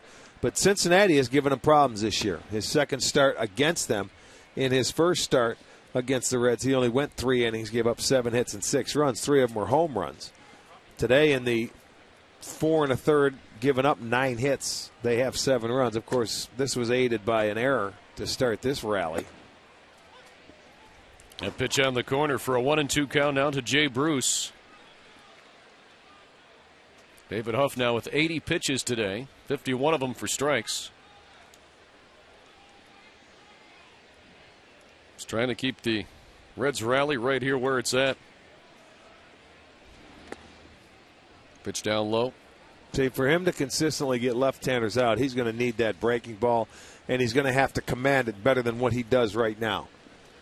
His changeup and fastball, he gets right-handers out better, like we told you. But for David to be successful and come up, and when you have left-handers, which they have a few hits today, you've got to command the breaking ball on a consistent basis. That one is golfed into shallow right field. Valbuena out, Chu in. Valbuena with the sunglasses on makes the catch for out number 2. Time now for the All Care Dental and Dentures Smiling Easy Can. Slider Bank to give away today. People enjoying the sunshine. Indians Reds for the final time this year. All Care Dental and Dentures. We make seeing the dentist easy. So 2 outs now in the 5th inning. Hernandez still at second base, and now Paul Janisch hits that one high in the air to shallow center. Valbuena says, let me take this one as well. He does. And the Reds are done here in the top of the fifth, but they score 3 more. It's now Cincinnati 7, Cleveland 1.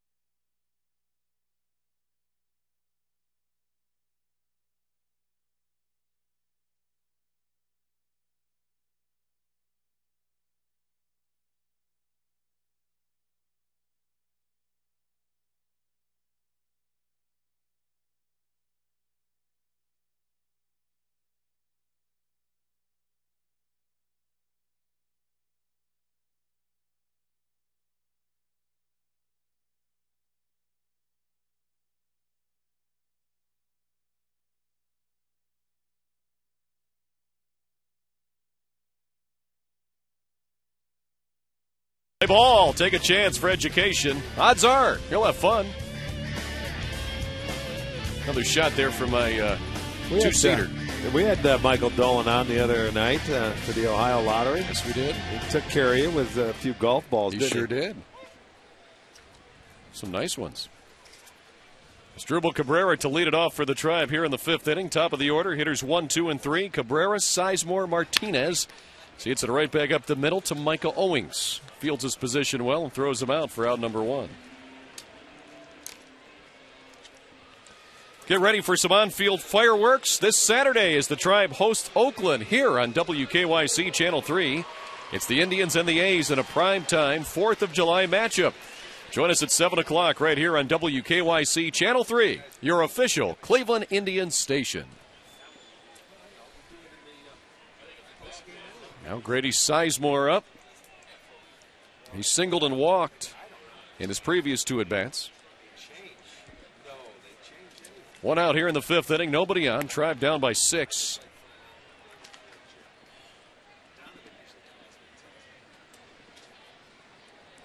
This afternoon, the rubber match in this 3-game series. Tribe winning Friday night, Cincy last night. Sizemore popping that one up in foul ground. Votto should have room. Does, and he makes the catch. Well, Saturday is July 4th, and that means a spectacular post-game fireworks show to celebrate Independence Day. Now, the Tribe will take on the A's, as you mentioned, but it's at 7:05. That was a game that was switched, originally scheduled at 4. It'll go to 7, and all fans will receive a red, white, and blue Indians baseball cap. How about that? That's one for your closet, baby. So visit Indians.com, a team shop, or call 216-420-HITS. Should be a good time down here at the ballpark. 2 outs, nobody on for Victor Martinez, who shows bunt and takes a strike. I don't think we'll see Victor bunting.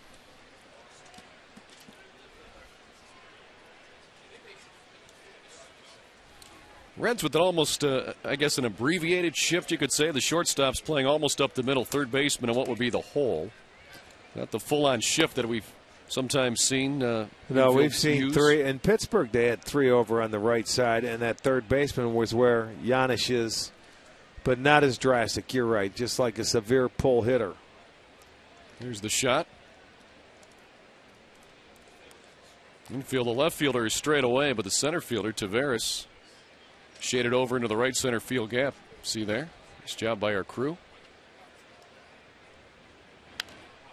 Now 1-2 to Victor Martinez. Vic today with the sac fly back in the first inning. Drove home the Indians' only run. He walked in the third. Now batting with 2 outs here in the bottom of the fifth. Tribe down 7-1.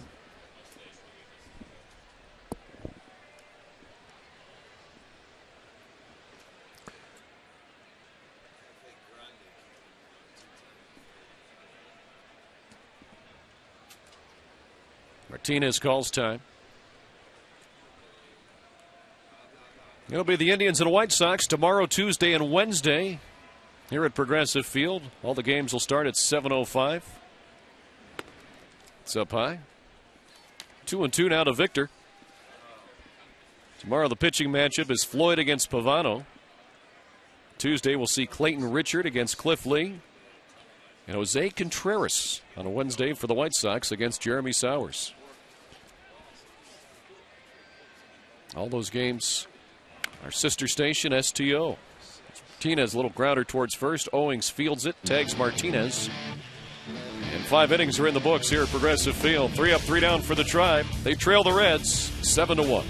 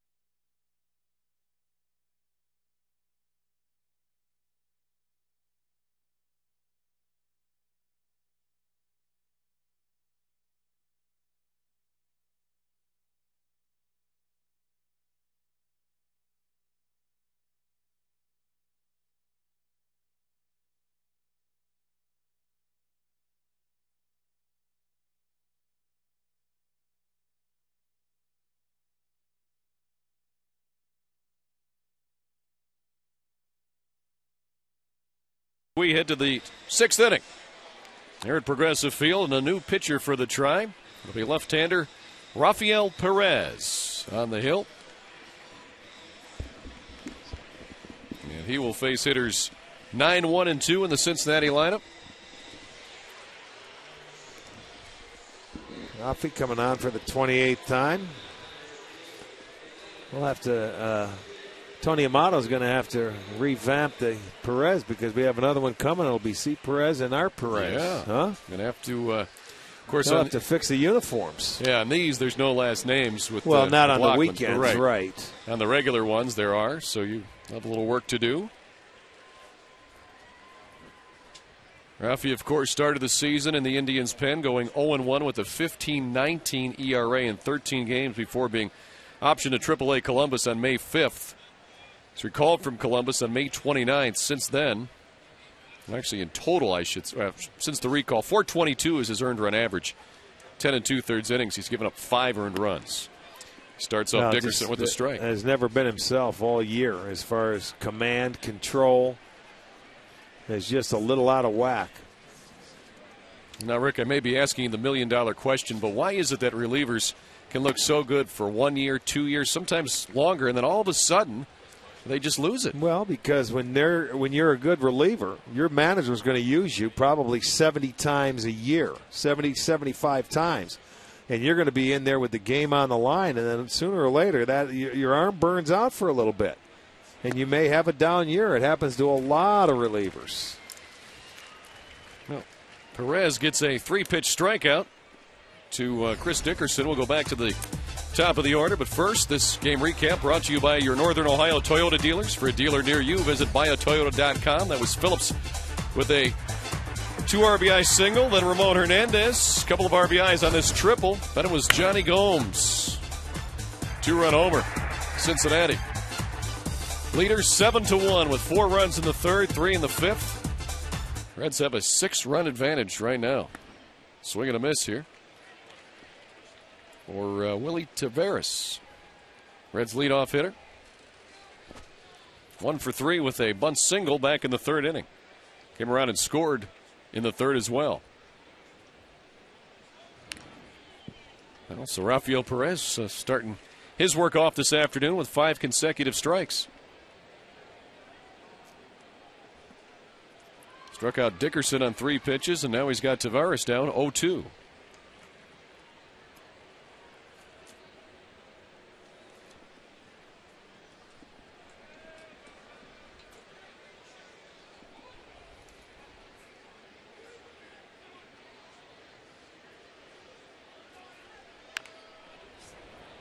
One hit foul. Now, this is what the Indians want to see out of Rafael Perez. Rick, come in, throw strikes. Absolutely. Yes, indeed. That's important for every pitcher as we talk about it, but especially in the bullpen. Well, here's a guy. Into games, you got to get the ball over the plate. Yeah, but you talk about what's going on with the bullpen. Here's a guy that was in spring training. He's probably the key to the bullpen. He's your 7th inning guy, your bridge guy between he and Rafael Betancourt. And Betancourt is out, and he's maybe soon to come back. But when you're talking about your 7th or 8th inning guy, which Perez could have done, that one's fair down the left field line. Will probably go for a double, and doesn't come back and do anything, and you can't count on him. Now you got to reshuffle the whole bullpen, and it's just been that way, and it's been hectic all year long. So Willie Taveras with the double, the Reds' 10th hit of the afternoon, and we'll watch it here again. Right over the bag, under the glove of Peralta. And anytime, that's a slider. He just didn't get it in enough where he wanted it. So what it does, it speeds up the hitter's bat. So he is 2 for 4 this afternoon. And the 10th double of the season for Taveras. Now Jerry Hairston looks at strike 1 from Perez. Hairston 0 for 3 today. Rafael Perez now is throwing 8 pitches, and they've all been for strikes. The Reds have a runner on second base and 1 out here in the 6th inning, looking to add on to their 7-1 lead.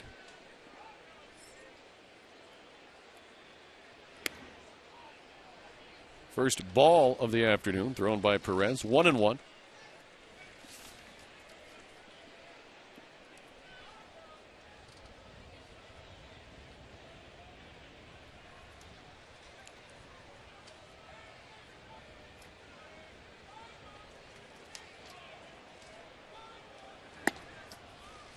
Pitch outside. So 2-1 to Jerry Hairston. And now with that other Perez coming over, Chris Perez from St. Louis, Rick. Here's a kid who's got a live arm out of the bullpen, and he's had some success at the major league level with St. Louis. So the Indians are getting at least a guy, I don't know if you want to completely call him established, but pretty well on the track to that if he's not established already at the major league level. I look at it this way. It's all new for him coming over to this league. New organization, so you see how it shakes out. Hairston grounds out to short. That'll push Taveras to third, but now 2 outs here in the 6th inning. And let's check in once again with our All-Tel text poll question. What is your opinion of the Mark DeRosa trade? Did you like it for Chris Perez and a player to be named later? Does it depend how good Perez is going to be? How good the player to be named will be? Or you don't like it? Text your answer to 31962. Results coming up for you here later in the broadcast.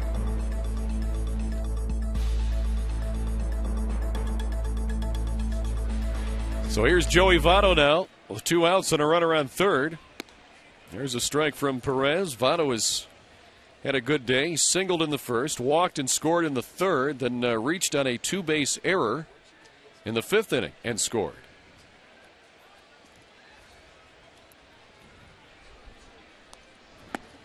The pitch is low, 1-1 now to Joey Votto.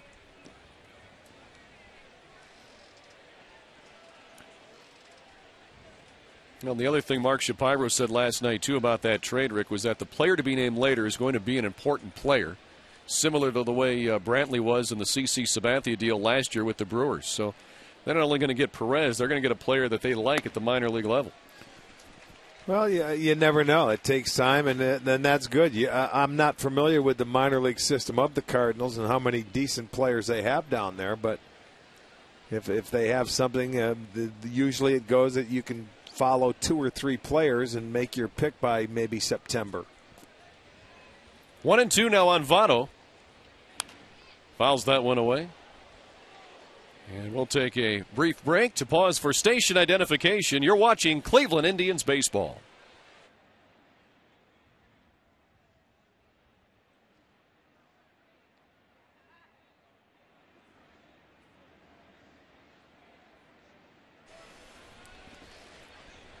Pat Murray directing, Jim Murphy producing, along with Rick Manning. I'm Al Pulaski. Thanks for joining us this afternoon for Indians baseball here. Cleveland and Cincinnati for the final time this year. 7-1 Reds. Now a 2-2 count on Joey Votto.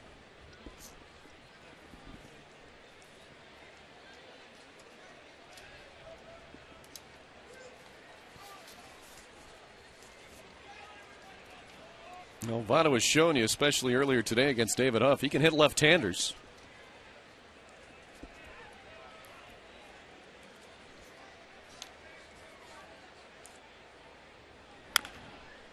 He hits that one to first. It's a foul ball, though. Went off his foot. So the count will remain 2-2. Joey Votto has faced Rafael Perez one other time. He walked. It's the only time that these two have seen one another. For an in-depth review of this week's action and a look at what lies ahead for the Tribe, watch Indians Tonight right here on WKYC Channel 3. Dave Chudowski, your host. Get highlights, player interviews, and much more. That's Indians Tonight. Tonight at 11:30 right here on Channel 3. Votto hits that one fair to Martinez. He'll make the play himself. And the Reds are retired here in the 6th inning. We'll go to the bottom half. Rafael Perez worked a pretty good one for the Tribe, but the Indians still down by 6.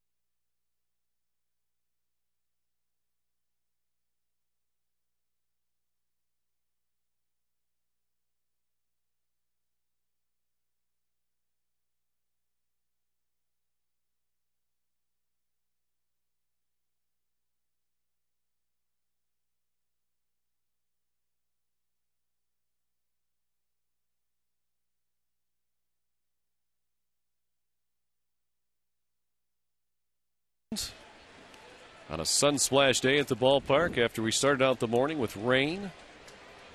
All the clouds have moved out of here. It'll be Chu, Peralta, and Garco. Hitters 4, 5, and 6 here in the 6th inning against Micah Owings. And Chu jumps on the first pitch, and it's a fly ball to center. Taveras hauls it in. 1 pitch, 1 out here in the 6th. Well, we want you to fill the house for the Leukemia and Lymphoma Society. That'll be Wednesday when the Chicago White Sox are in town. For every ticket sold, $1 will be donated to that charity. And this is a season-long community outreach program that has already raised over $190,000. So visit Indians.com/fill the house for more information. There's Johnny Peralta with 1 away in the 6th inning. He'll take ball 1 from Owings, who's now thrown 87 pitches, 54 of those for strikes. And the last 2 innings, the 4th and 5th, he threw a combined 24 pitches. So he's settled down a little bit. That 7-1 lead.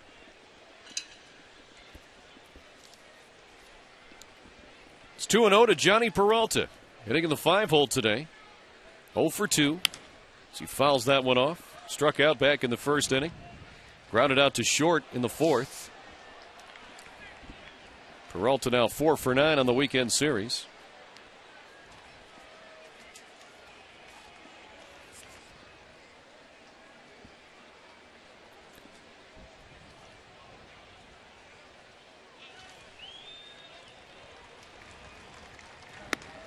Inside, 3-1.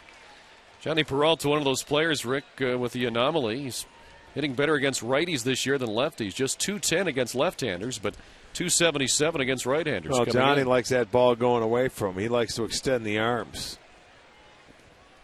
That's a good point. Hitters count here. That one on the outside corner. It'll run the count full.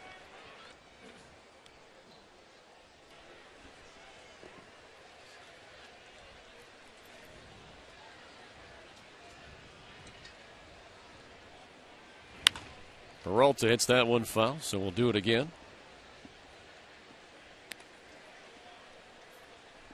It'll be the Indians and White Sox tomorrow as this long homestand continues. 7:05 first pitch over on our sister station, Sports Time Ohio. Indians on deck begins at 6:30 as we'll get our coverage started for you.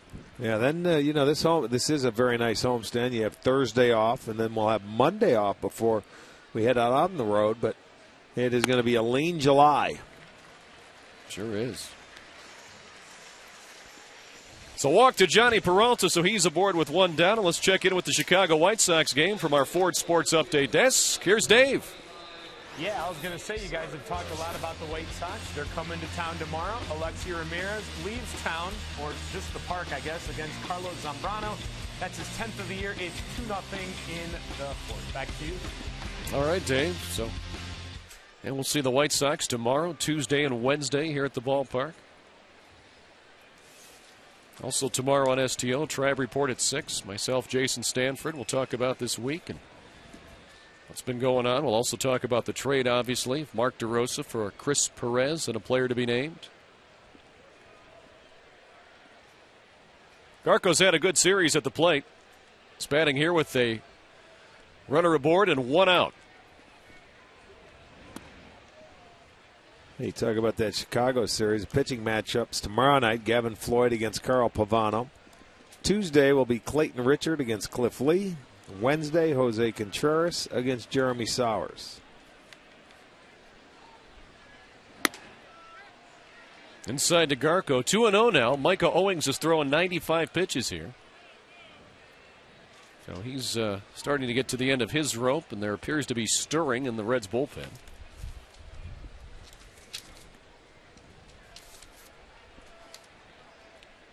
Dusty Baker with the 7-1 lead here. As Garco looks at ball 3, so 3-0 to Garco. After Owings just walked Johnny Peralta. So the Indians would gladly take another base runner. They're down by 6. They need to get some runners on.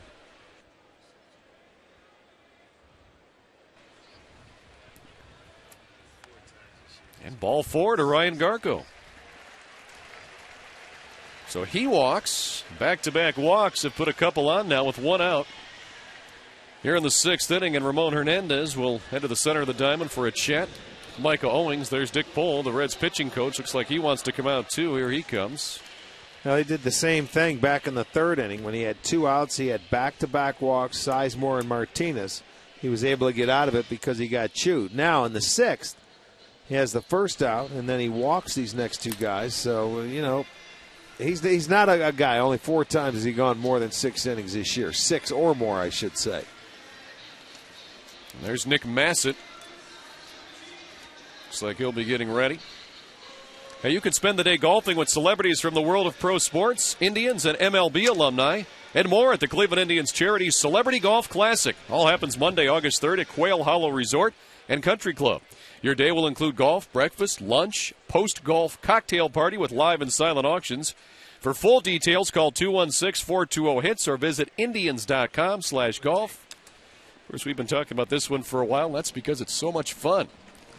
It's for a great cause, too, so get to have fun for a good cause, and that is the best way to do it. Luis Valbuena looks at ball 1. Luis today is flied out and struck out. Just 1 for 10 on the weekend series. There's a strike. Jerry Hairston even with the bag at third. Luis Valbuena has a couple of runners on here in the 6th inning.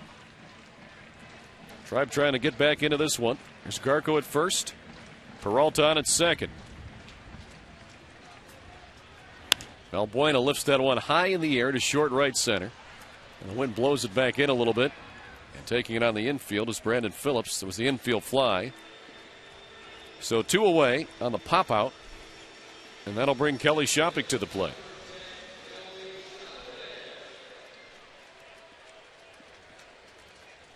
Kelly 1 for 2 today with a single his last time up. He'll bat here with runners at first and second and 2 away in the 6th inning. Tribe down by 6.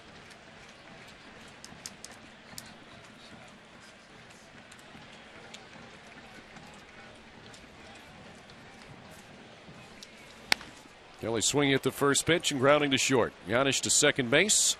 Garco retired there. 6th inning complete. 7-1 Cincinnati. We go to the 7th here in downtown Cleveland.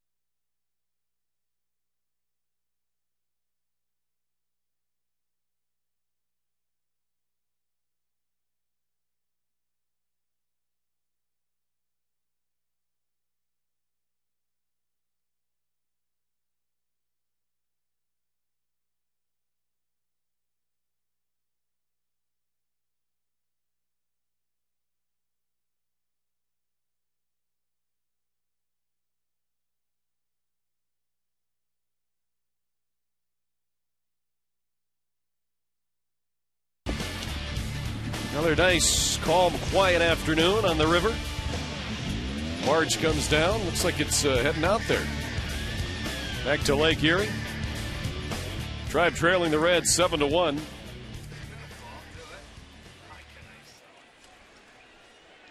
It'll be hitters 4, 5, and 6 here in the Reds lineup. Phillips, Gomes, Hernandez. And Brandon Phillips has had a good day. A couple of singles. A couple of, actually 3 RBIs, and he scored 2 runs. Yes, indeed. when it was a 4-1 game, he got him going. I mean, he drove in the first couple.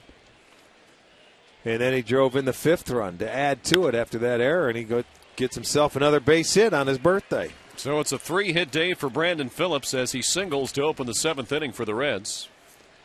So he's aboard with nobody out for Johnny Gomes, who homered his last time up.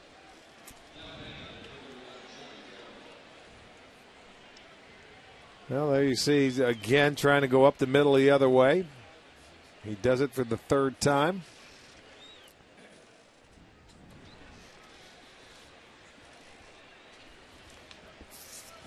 So Johnny Gomes stayed hot today with that home run.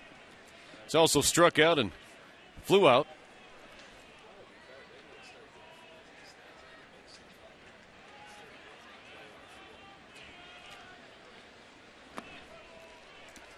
A pitch down low to Gomes for ball 1.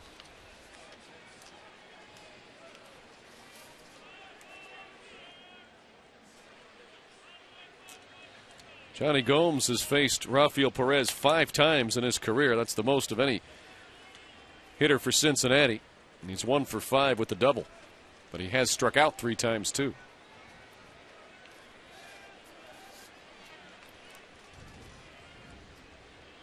The 1-0 pitch. Now 2-0 to Johnny Gomes. Well, here's what the Reds have done today, Rick. Well, the middle part, look at that. Votto, Phillips, Gomes. 6 for 10, 7 ribbies. That's doing some destruction right there, the damage. Well, that accounts for. Wait, that's Hernandez. I'm sorry. Phillips, Gomes, Hernandez. Accounts for all 7 of the Reds' runs. There's a strike. 2-1 now to Gomes.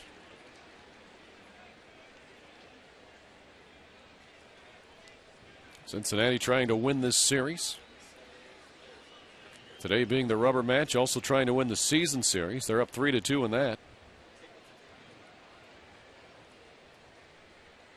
And they will take home the Ohio Cup. Yep. Strike on the outside corner. Gomes disagrees. But it's now 2-2 on the Reds' designated hitter today.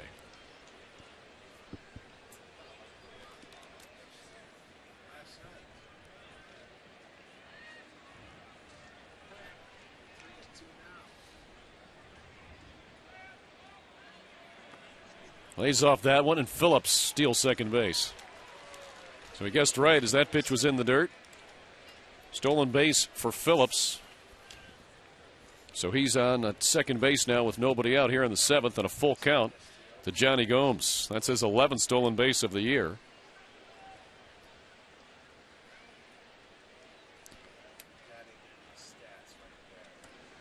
(7-1) ball game, 7th inning. Not a time to run. One would not think. No, that's not a time to run. It means nothing. Grounded to third. Peralta looks back. Phillips throws across. Gomes retired. Well, time now to take a look at our McDonald's. I'm loving it. And we've got Paul Hoynes at the Plain Dealer, our everyday guy, doing his hawk call. That's normally set for Friday nights. Wish you could hear it. And there you go. That is the hawk call. Tom Hamilton was the winner today. That's going to be our McDonald's. I'm loving it. And if you could hear it, it's a beautiful thing. He's been doing it for 25 years. Everybody around puts in a couple dollars. They pick an inning, and it's done by design. Today it happened to be the bottom half of the 4th inning. The hawk call, Tom Hamilton the winner. Have you ever won that, Rick? I never won that. I didn't get in it today. No, I don't like them. There's a strike to Ramon Hernandez. I mean, you got to love it. If you know anything about Paul, a beat writer, he's been here for a long time, you have to love him. I mean, and that hawk call to hear it. There he Look is. at him. He knows he's on the air now, Sam. He won't look over here. There you are. Hoynesy, nice seeing you, pal. It's a grounder in the hole. Here comes Phillips around third. Garco's throw will be cut off, and the Reds score another. 8-1 Cincinnati. So Phillips has scored 3 runs today to go with his 3 hits, and Ramon Hernandez gets another RBI. That's his 3rd run batted in on the afternoon. And hitters 4, 5, and 6 for the Reds continue to torture the Tribe this afternoon. They sure do. Hernandez now with 3 RBIs. Phillips with 3 and Gomes with 2. And Hernandez now a home run away from the cycle. So he tripled in the 3rd, doubled in the 5th, and singled here in the 7th. Will probably get a chance to bat again. Here's Jay Bruce. He's 1 for 3 today with a double back in the 2nd inning.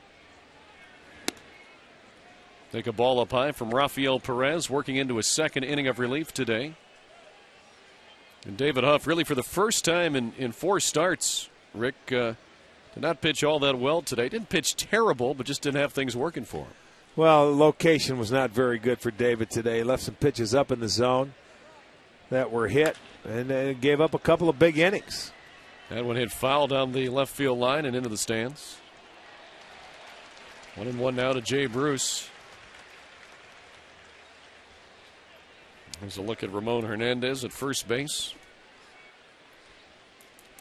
Couple of catchers talking hitting right there.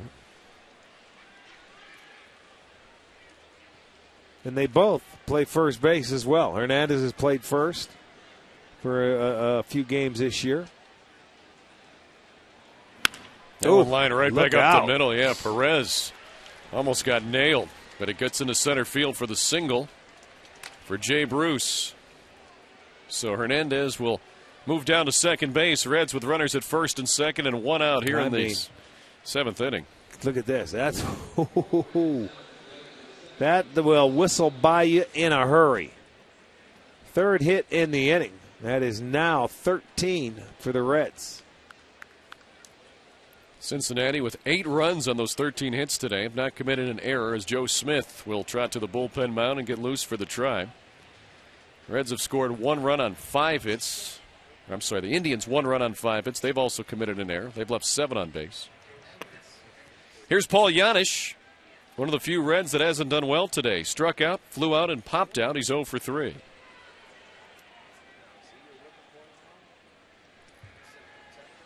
He has runners at first and second, 1 away in the 7th, a run already in. 8-1 Reds. That pitch in the dirt for ball 1.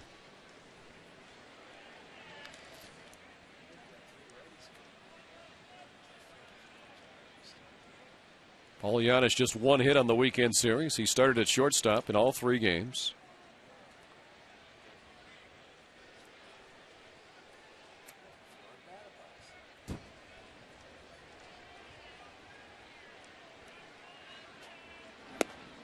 There's a strike. 1-1 to Paul Janisch.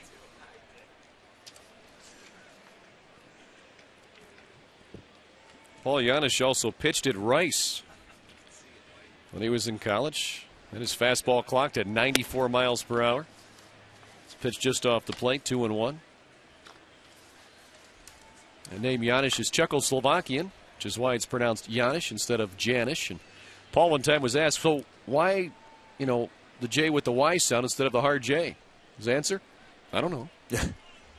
Because that's what they call it. Just the way it is. Hits this one to short. Could be 2. Second for 1 on to first. Double play. So the Indians out of it here in the 7th, but the Reds score another run. They're ahead 8-1. It's stretch time at Progressive Field.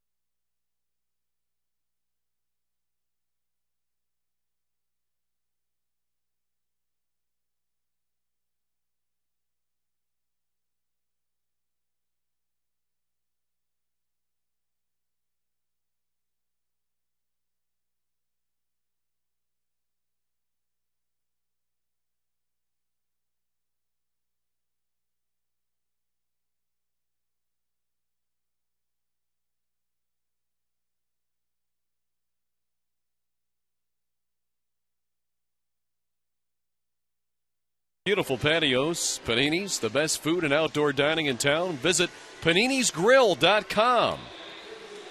Today, a nice day to be out there on the patios after the game. I'm sure plenty of these fans heading over to Panini's.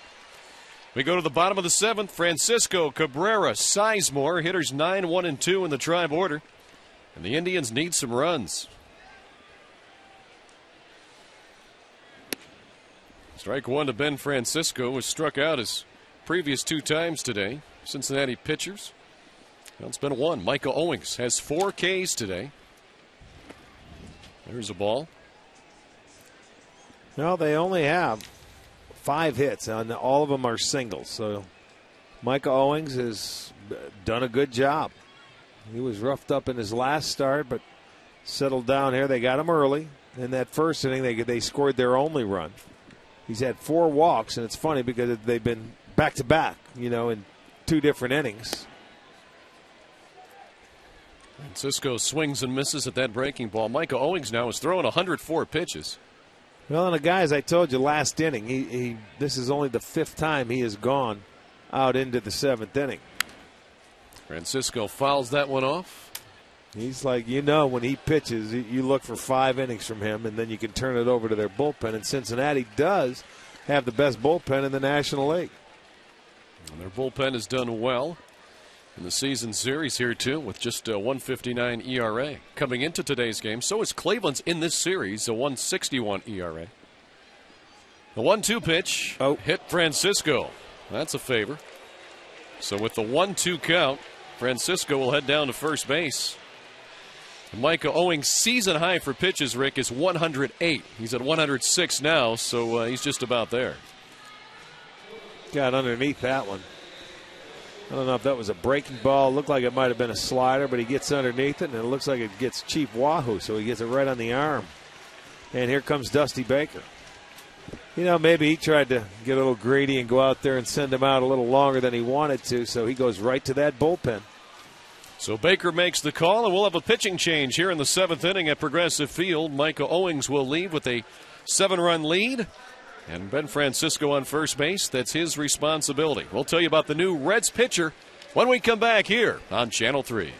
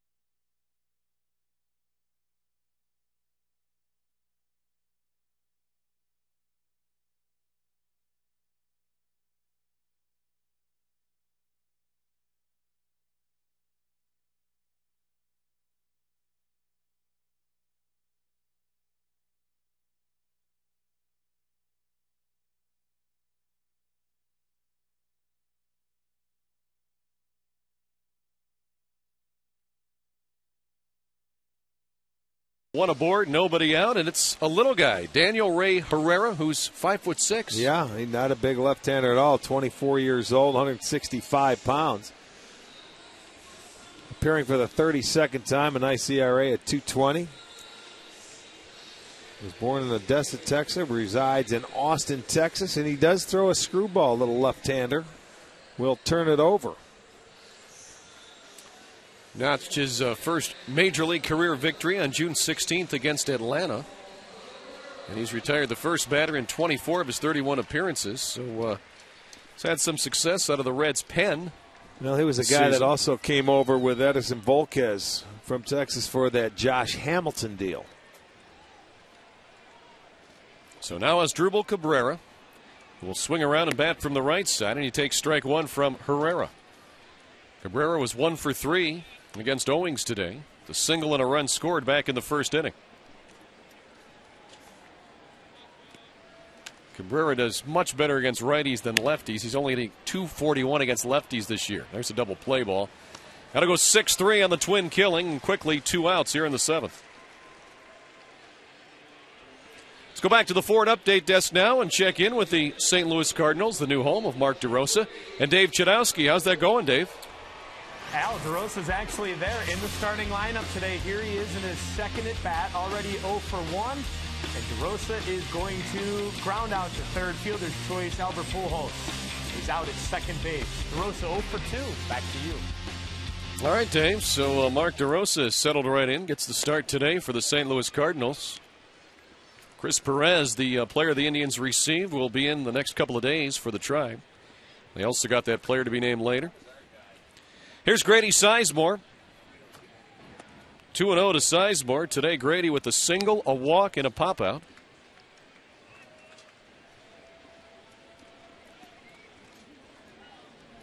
It's Reds bullpen in the season series now. 17 2/3 innings. Just 3 earned runs.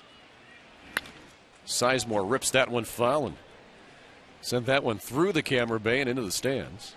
Well, definitely the strength of the team. That is why the Cincinnati Reds are still just 3.5 games out, even though they're a game under 500 trying to get to that mark today. It's done by pitching, and that's what they're going to have to do it on. Inconsistent offense, but today they have 13 hits and 8 runs. That one fouled off by Sizemore. 2-2 to the Indians' designated hitter today.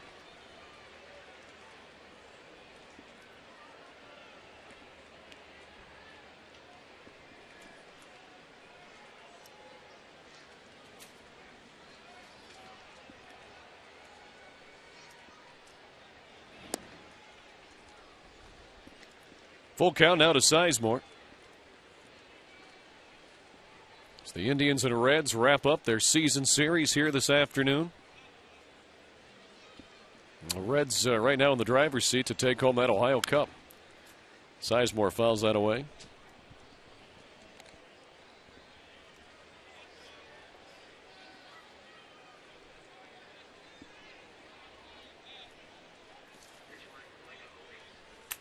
Last time Herrera was in a game was this past Tuesday in Toronto. Gave up a couple of hits in a third of an inning.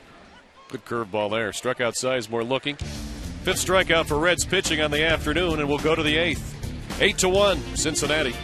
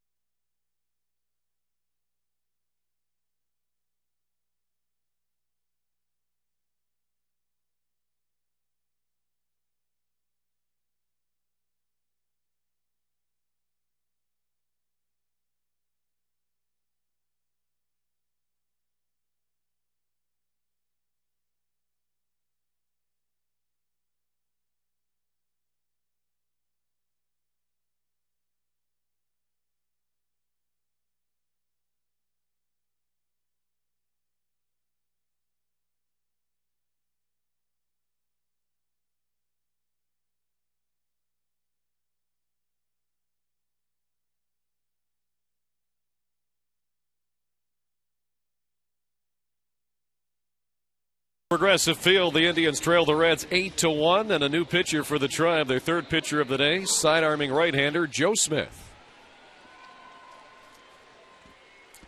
Smitty coming on for the 7th time, get some work in. Perez won a couple innings, following David Huff's 5. Strike one to Chris Dickerson, the first batter that Joe Smith will see. It'll be Dickerson, followed by the top of the order with Taveras and Hairston here in the 8th. Foul ball.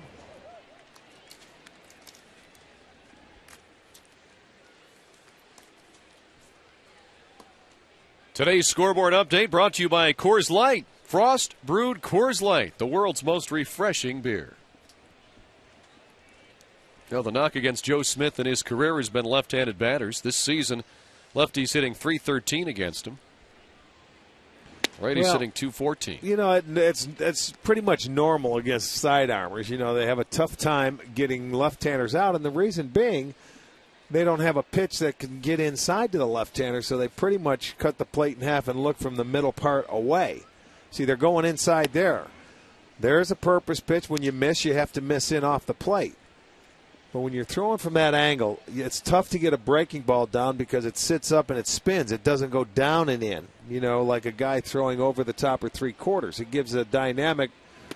There's a good pitch right there. That was down. That was there. He didn't think it was a strike. But that was a good pitch. Solid pitch from Smith. Second strikeout of the day for Chris Dickerson. And the first of the day for Smith. Shopik was sitting away, and that ball's down and in. He gives up on it and gets the strike. But, boy, there's a pitch there. If you can consistently locate to the left-handers, you'll get them out. So now Willie Taveras, the batter. And, Rick, is there any way that a pitcher like this could somehow throw a screwball, maybe make it go off the fingers and get that spin going away? Screwball is something you've got to get on top of. When you're down underneath, that's why it's tough for these guys to throw breaking balls. They're underneath it. It's almost like a slider. Anytime you got to get out, you have to throw over the top to get a curveball or a screwball or anything like that. So now it's 1-1 to Taveras.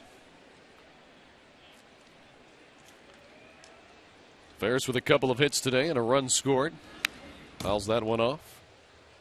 So 1-2, and yeah, against righties, I mean, everything can run away from the hitter. Does make it tough. When Smith is right, he is very tough on right-handed batters.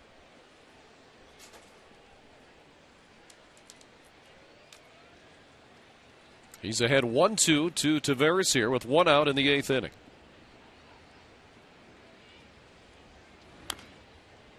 Fouled away.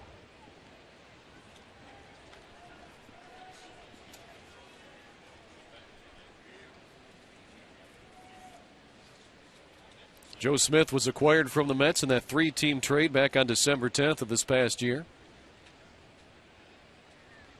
Indians also got Luis Valbuena in that deal that involved the Seattle Mariners. Grounder foul. Indians had to give up Franklin Gutierrez, who's in Seattle.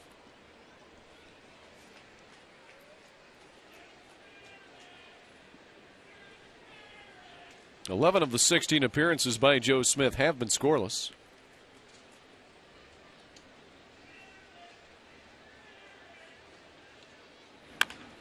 And when grounded, past Smith, Valbuena won't be able to make the play. Not with that guy running. So an infield single for Willie Taveras. And the Reds have a base runner with one out here in the 8th inning. Yeah, once this guy, and he lives on infield hits. If they're not bunts, toppers like that. Defensively, there's no way. Valbuena does everything in his power to make the barehanded catch and throw to first, but the speed of Taveras beats it out. So that's hit number 14, and for Taveras, his third hit of the day. Another Reds player with a 3-hit day. Brandon Phillips has 3 hits. Ramon Hernandez has 3 hits today. So the Reds with 8 runs on 14 hits overall. The Indians 1 run on 5 hits today. That one grounded through the hole between short and third into left field. Another base hit. That's a single for Jerry Hairston. His first hit of the day. Now the Reds with runners at first and second.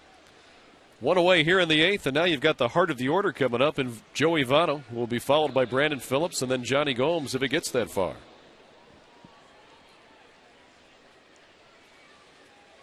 Votto today has been on base 3 of the 4 times he's come to the plate. Singled in the first, walked and scored in the third, reached on a 2-base error in the 5th and scored, and was retired a grounder to Victor Martinez unassisted back in the 6th. Swings and misses there.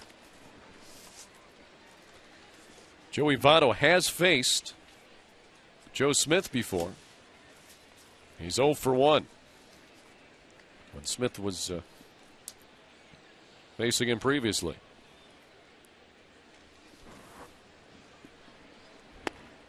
Good pitch on the outside corner there. So 0-2 now to Joey Votto. Reds with 4 runs in the 3rd, 3 in the 5th, 1 in the 7th. The Indians' only run came back in the 1st inning.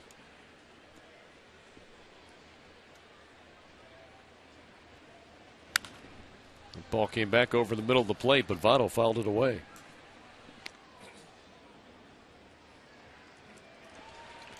So the count remains 0-2 to Joey Votto. As we've talked about, Rick, the Reds need him to produce. When Votto is either out of the lineup or not producing, that's when the Reds don't score. Well, true. On a consistent basis. He is their best hitter, and he's going to be the big part in the middle part of this lineup.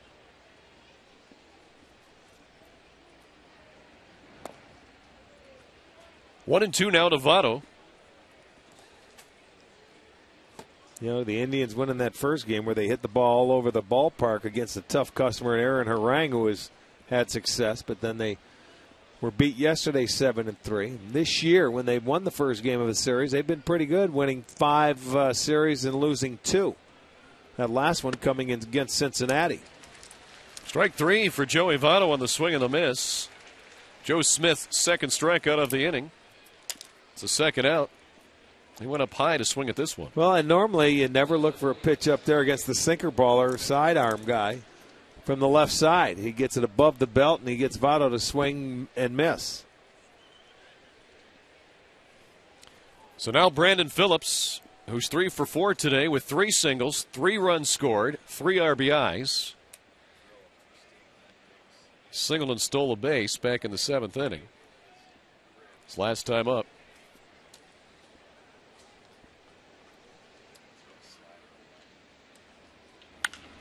Phillips rips that one to right, but it'll go foul. And into the seats. Strike 1 to Brandon Phillips.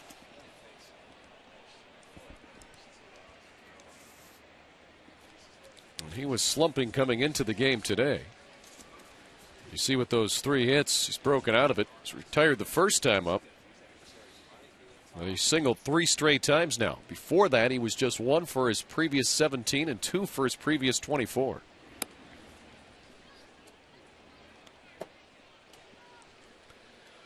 One and 1 to Brandon Phillips. 8-1 Reds.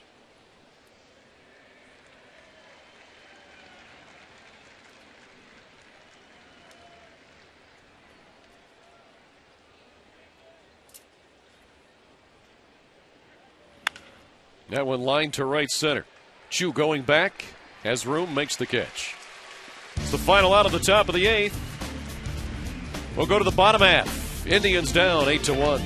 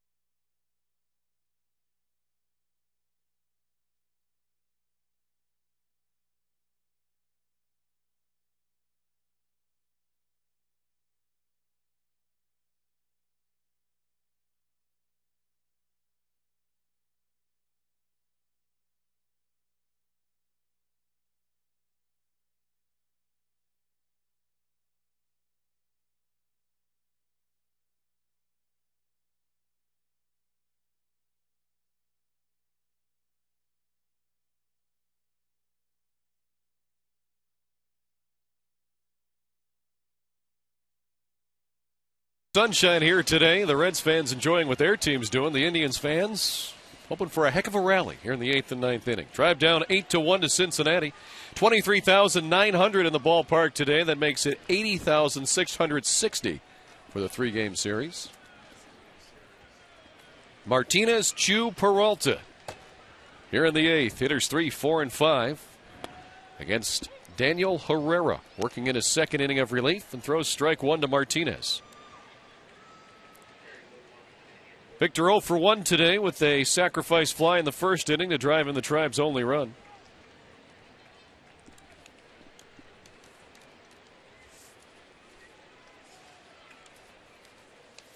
Yeah, that coming back all the way in the 1st inning, and it looked like, all right, they're off to a good start today. Cabrera was back, led the game off with a hit. Grady had him 1st and 3rd, nobody out, but that is all they've been able to muster up today. 1st inning seems like a long time ago. Yes, it for does, sure. because it's been all Cincinnati, 8 unanswered. Pitch in the dirt, 1-2 now to Victor Martinez, who's hitting .301 against left-handed pitchers this year. For comparison, coming into today, he was batting .330 against righties.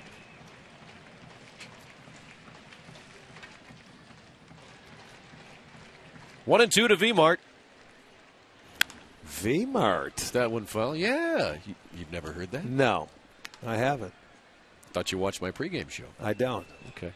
Now I know. I'm preparing for the game. I don't watch the pregame show. V-Mart. We've used that for a couple of years. Okay. All right. Well, now you've got something new. Good to hear it. That's right. Now I've heard it. 1-2 to V-Mart. 2-2 now. That's beautiful. I'm glad you got any other nicknames I can use? I think that's it. I think you know the rest. I'll work on some, though, for you. That's inside.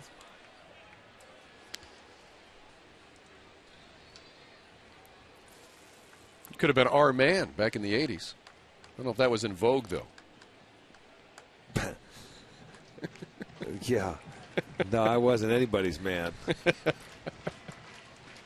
Our man. See, you could have used that for marketing purposes on so many levels. Rick, he's our man. I'm just looking through the names and trying to think of somebody else. How about Cabby for? All right. As Drupal. I like Cabby. Whoa. Swing and a miss. Boy, great slow breaking pitch. Now that might have been the screwball. So a strikeout for Herrera. Let's check in with the Alltel Text Poll results today. And wow, look at this, Rick. 74% of the fans do not like the Mark DeRosa trade. Well, I mean, a lot of times fans don't like the trade. They probably want DeRosa to stay, but you have to wait and see. I mean, you get a guy that's coming out of power arm out of the bullpen, and you see what the other player is to be named later. And, you know, I mean, you hear that a lot when trades are made. You can't be emotional. They're made for the good of the team. Now Shin-Soo Choo, the batter. 1-1 to Choo. And you're right. You've got to wait and see. It's hard to judge a trade immediately. And, you know, a lot of people, I remember back was traded. That's a good, yeah. 7 years ago, and how many people were up in arms over that? They hated what the that Indians trade. ended up with. Yeah. Well, yeah, because they traded for minor league kids. It was Cliff Lee and Grady Sizemore and Brandon Phillips. I mean, 3 All-Stars came in that deal. And Bartolo, you know, after that, he did win a Cy Young Award, but after that, he went downhill. Again, that slow breaking ball. That one's 67 miles per hour. Choo fouls it away. But the Indians clearly need bullpen help. Chris Perez is one of those guys. Another thing that Mark Shapiro said, which was a good point, he's somebody that's got some potential. You know, some of the guys the Indians have gotten recently have been guys they're hoping to find it. It's Choo called out on strikes looking. That had some success at one time, but, you know, Chris Perez, only 23 years old. So we'll see what he can bring to this ball club. 2 outs now for Johnny Peralta.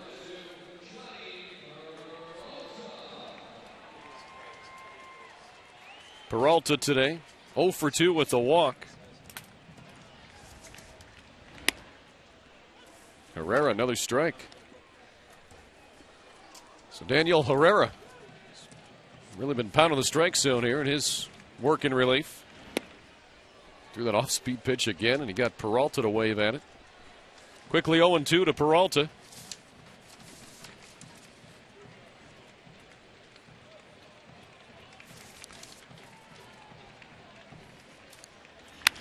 Hits that one to right field. That's a base hit. The Indians' 6th hit of the day comes with 2 outs here in the 8th inning. So Peralta's aboard for Ryan Garco.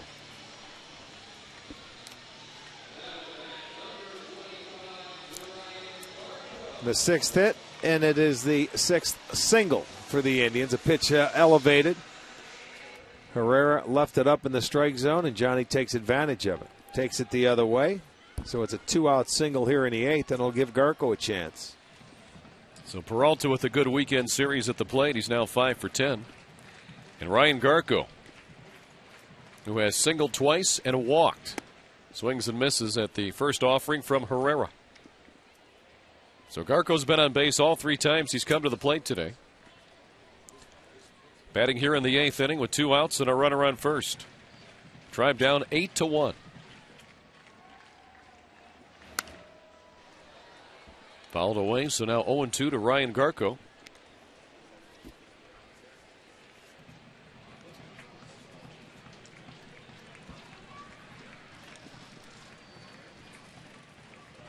Garco playing in left field today.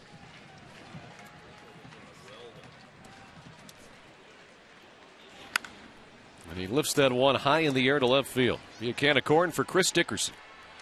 Makes the catch. Indians retired here in the 8th inning. We'll go to the 9th. 8-1 Cincinnati.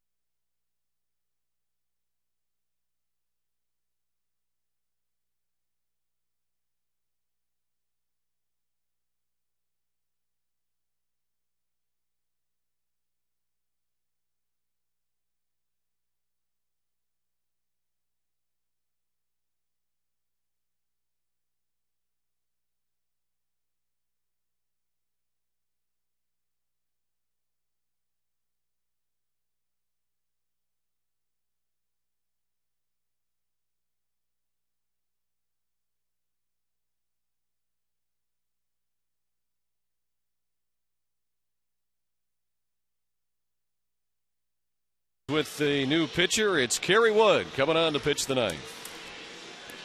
Well, you got to get the man some work, and his last outing was over in Pittsburgh for Kerry Wood, and it was a shaky one there. That's where he walked a couple, went 2/3 of an inning, gave up a run.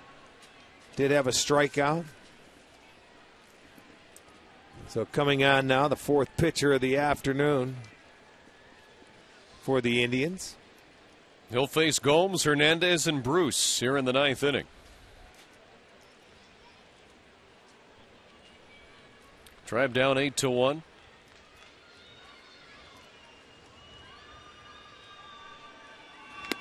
And there's strike 1 to Hernandez. Old friend stopping by, strike 1 to Paul Gomes. Spacuzza. Unbelievable. Nice to see you, Spank. He's a former trainer here with the Indians for years. He was back in the days with Jimmy Warfield and stopped by the booth to say hello. And he's a John Carroll guy. Yes, so he you gotta is. like that. Absolutely. There's Paul. There he is, right here, right behind me. Keep shooting him. It makes me look good. Except I'm older. You're absolutely right. I'm older than everybody now. Swing and a miss for Gomes, so Kerry Wood gets a 3-pitch strikeout to begin the 9th inning. That'll bring Ramon Hernandez to the plate. 6th strikeout of the day for the Indians pitching staff. So 1 out for Ramon Hernandez, who's 3 for 4 today and a home run away from the cycle. Tripled in the 3rd, doubled in the 5th, singled in the 7th. And swings and misses there. He was going for that home run for the cycle. Got a healthy cut at that one. Here's the last Red cycle. Happened in 1989. Well, they are few and far between. I think cycles are about as rare as no-hitters. They're right about on course. No-hitters and cycles. They're very close. And now, it's nice when you get the big ones over with, but when you need that home run and you start having to swing, your swing gets a little bigger off a guy like this, it doesn't bode well. 2-1 now to Hernandez. Well, they got the hard one out of the way first, especially for him, the triple in the 3rd inning. Well, absolutely. It's his first triple this year. That is because of the deflection, and this is not a big triple ballpark. Right.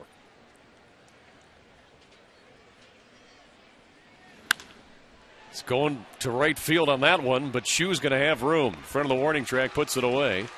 So Hernandez gave it a ride, but he's retired for the 2nd out of the inning. Let's take a look at today's Northern Ohio Buick Pontiac GMC performance of the game, and that's Brandon Phillips on his 28th birthday. 3 for 5, 3 runs, 3 ribbies. Brandon Phillips a nice birthday. Give himself a nice birthday present right there. It was a good afternoon for Brandon. He, of course, got the first 2 runs driven in when the Indians were ahead 1-0 back in the 3rd inning. Reds would score 4, and he drove in the first 2 with the bases loaded and 1 out on a full count single. How's Jay Bruce? Couple of hits today for Bruce, a double and a single. Fouls that one away. 1-1 to Bruce. Well, I keep looking at that average, Rick, on Jay Bruce, 215. I mean, the home runs look nice, but 215, man, it's pretty low for a guy who's basically an everyday player.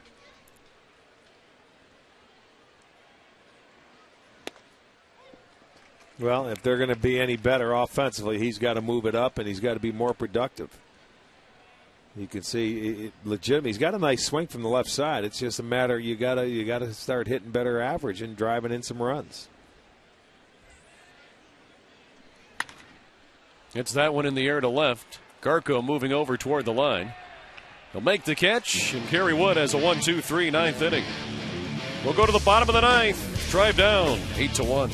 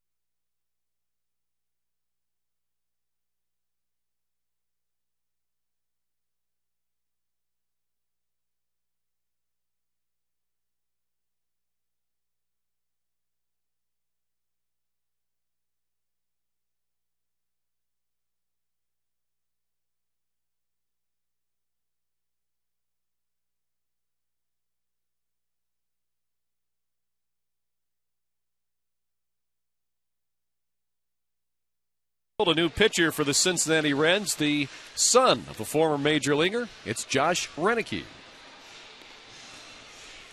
Okay, Renicky coming on for just a third time, so he is just called up. He came up when Mike Lincoln went on the disabled list on the 18th of June against Atlanta, made his debut.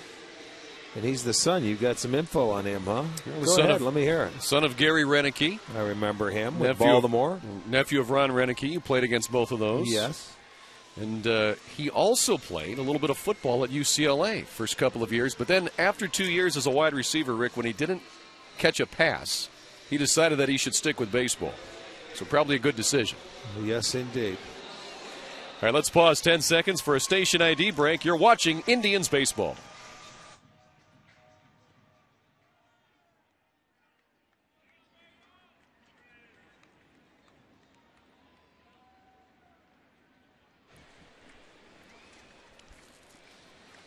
Renicky will see hitters 7, 8, and 9 here in the ninth inning for the Tribe. Valbuena, Shopik, and Francisco.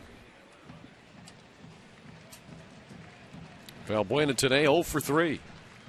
So he'll lead it off in the ninth against hard-throwing Josh Renicky, who delivers a ball a little bit low. Renicky is considered the hardest thrower in the Reds organization, but he's been working on a breaking pitch, and his slider recently has really done well for him. There's a strike. He's been clocked at 98. Well, when you come into games like this and you throw that hard, that you get your work in, but you want to, you stay with that fastball where you can throw strikes. Oh, there's a slider. Valbuena fouls it off, but now the count 1-2 to the Indians' second baseman today. Josh Renicky, 26 years old. There's Valbuena trying to get his first hit of the afternoon today.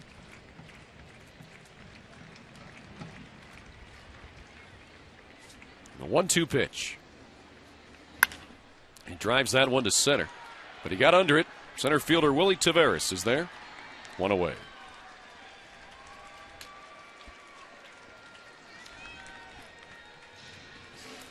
We'll bring Kelly Shopik to the plate. He's 1 for 3.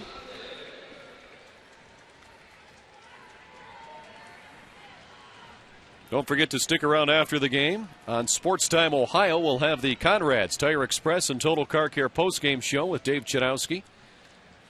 I'll give you the highlights from around the majors. Rick and I will give you highlights from today's game. Also look ahead to the pitching matchups for the series against the White Sox Monday, Tuesday, and Wednesday.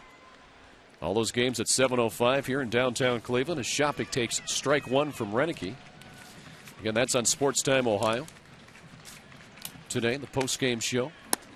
Shopik swings and misses there. So quickly, 2 strikes to the Indians catcher.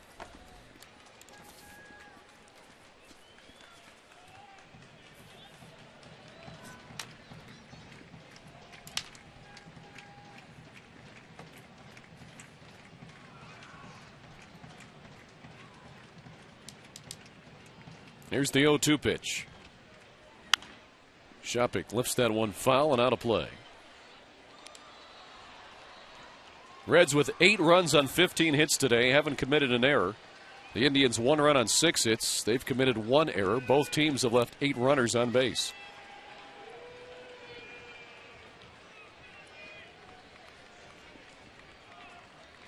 One out here in the ninth inning. And again, the 0-2 pitch to Shopik.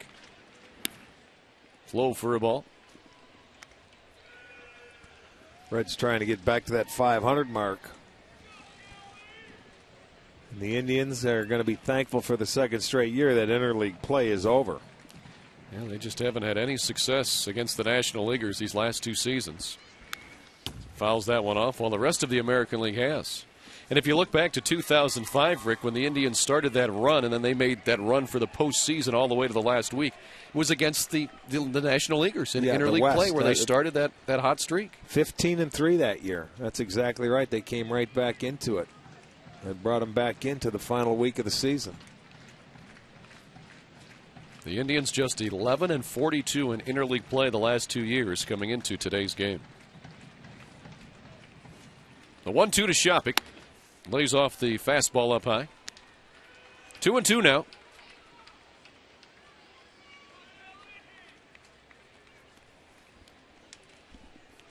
There's Ben Francisco on deck.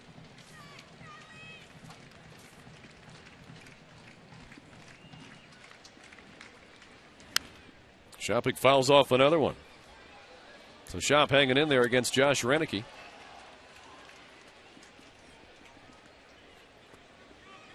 So the Indians with 3 home games against the White Sox tomorrow, Tuesday, and Wednesday. All the games at 7:05. They'll have Thursday off. Then have home games Friday and Saturday night against Oakland. Sunday afternoon against the A's next week at 1:05. Then have Monday off. Shopik lines that one to right. Nice piece of hitting by Kelly Shopik to get his second base hit of the day. The Indians with the runner aboard here in the 9th.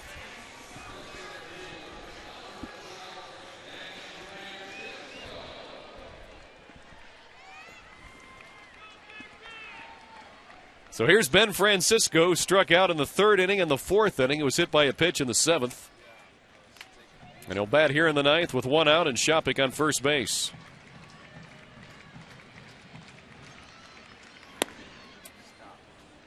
Pitch outside for ball 1. Francisco in center field today with Sizemore, the designated hitter. Still looking for his first hit on the weekend. Takes a strike. 1-1 to Ben Francisco.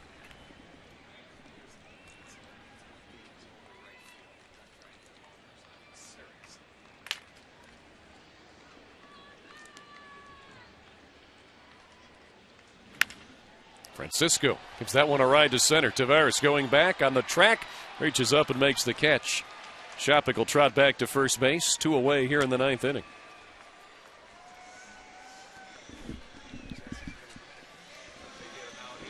So Asdrubal Cabrera will be the batter as we go back to the top of the order.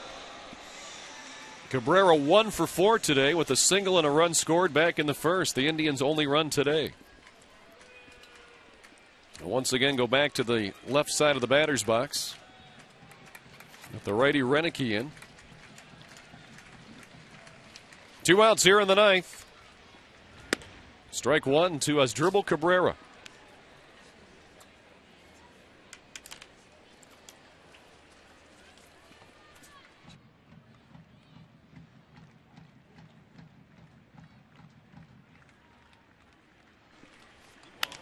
Cabrera fouls that one away.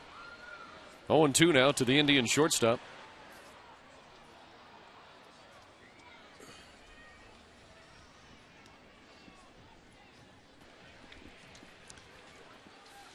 So 0-2 now to Cabrera. 2 outs in the 9th. Shopik on first base. 8-1 Cincinnati. Swing and a miss. So Josh Renicky, the strikeout. Game over. The Reds beat the Tribe and take the series. The final score today, Cincinnati 8, Cleveland 1.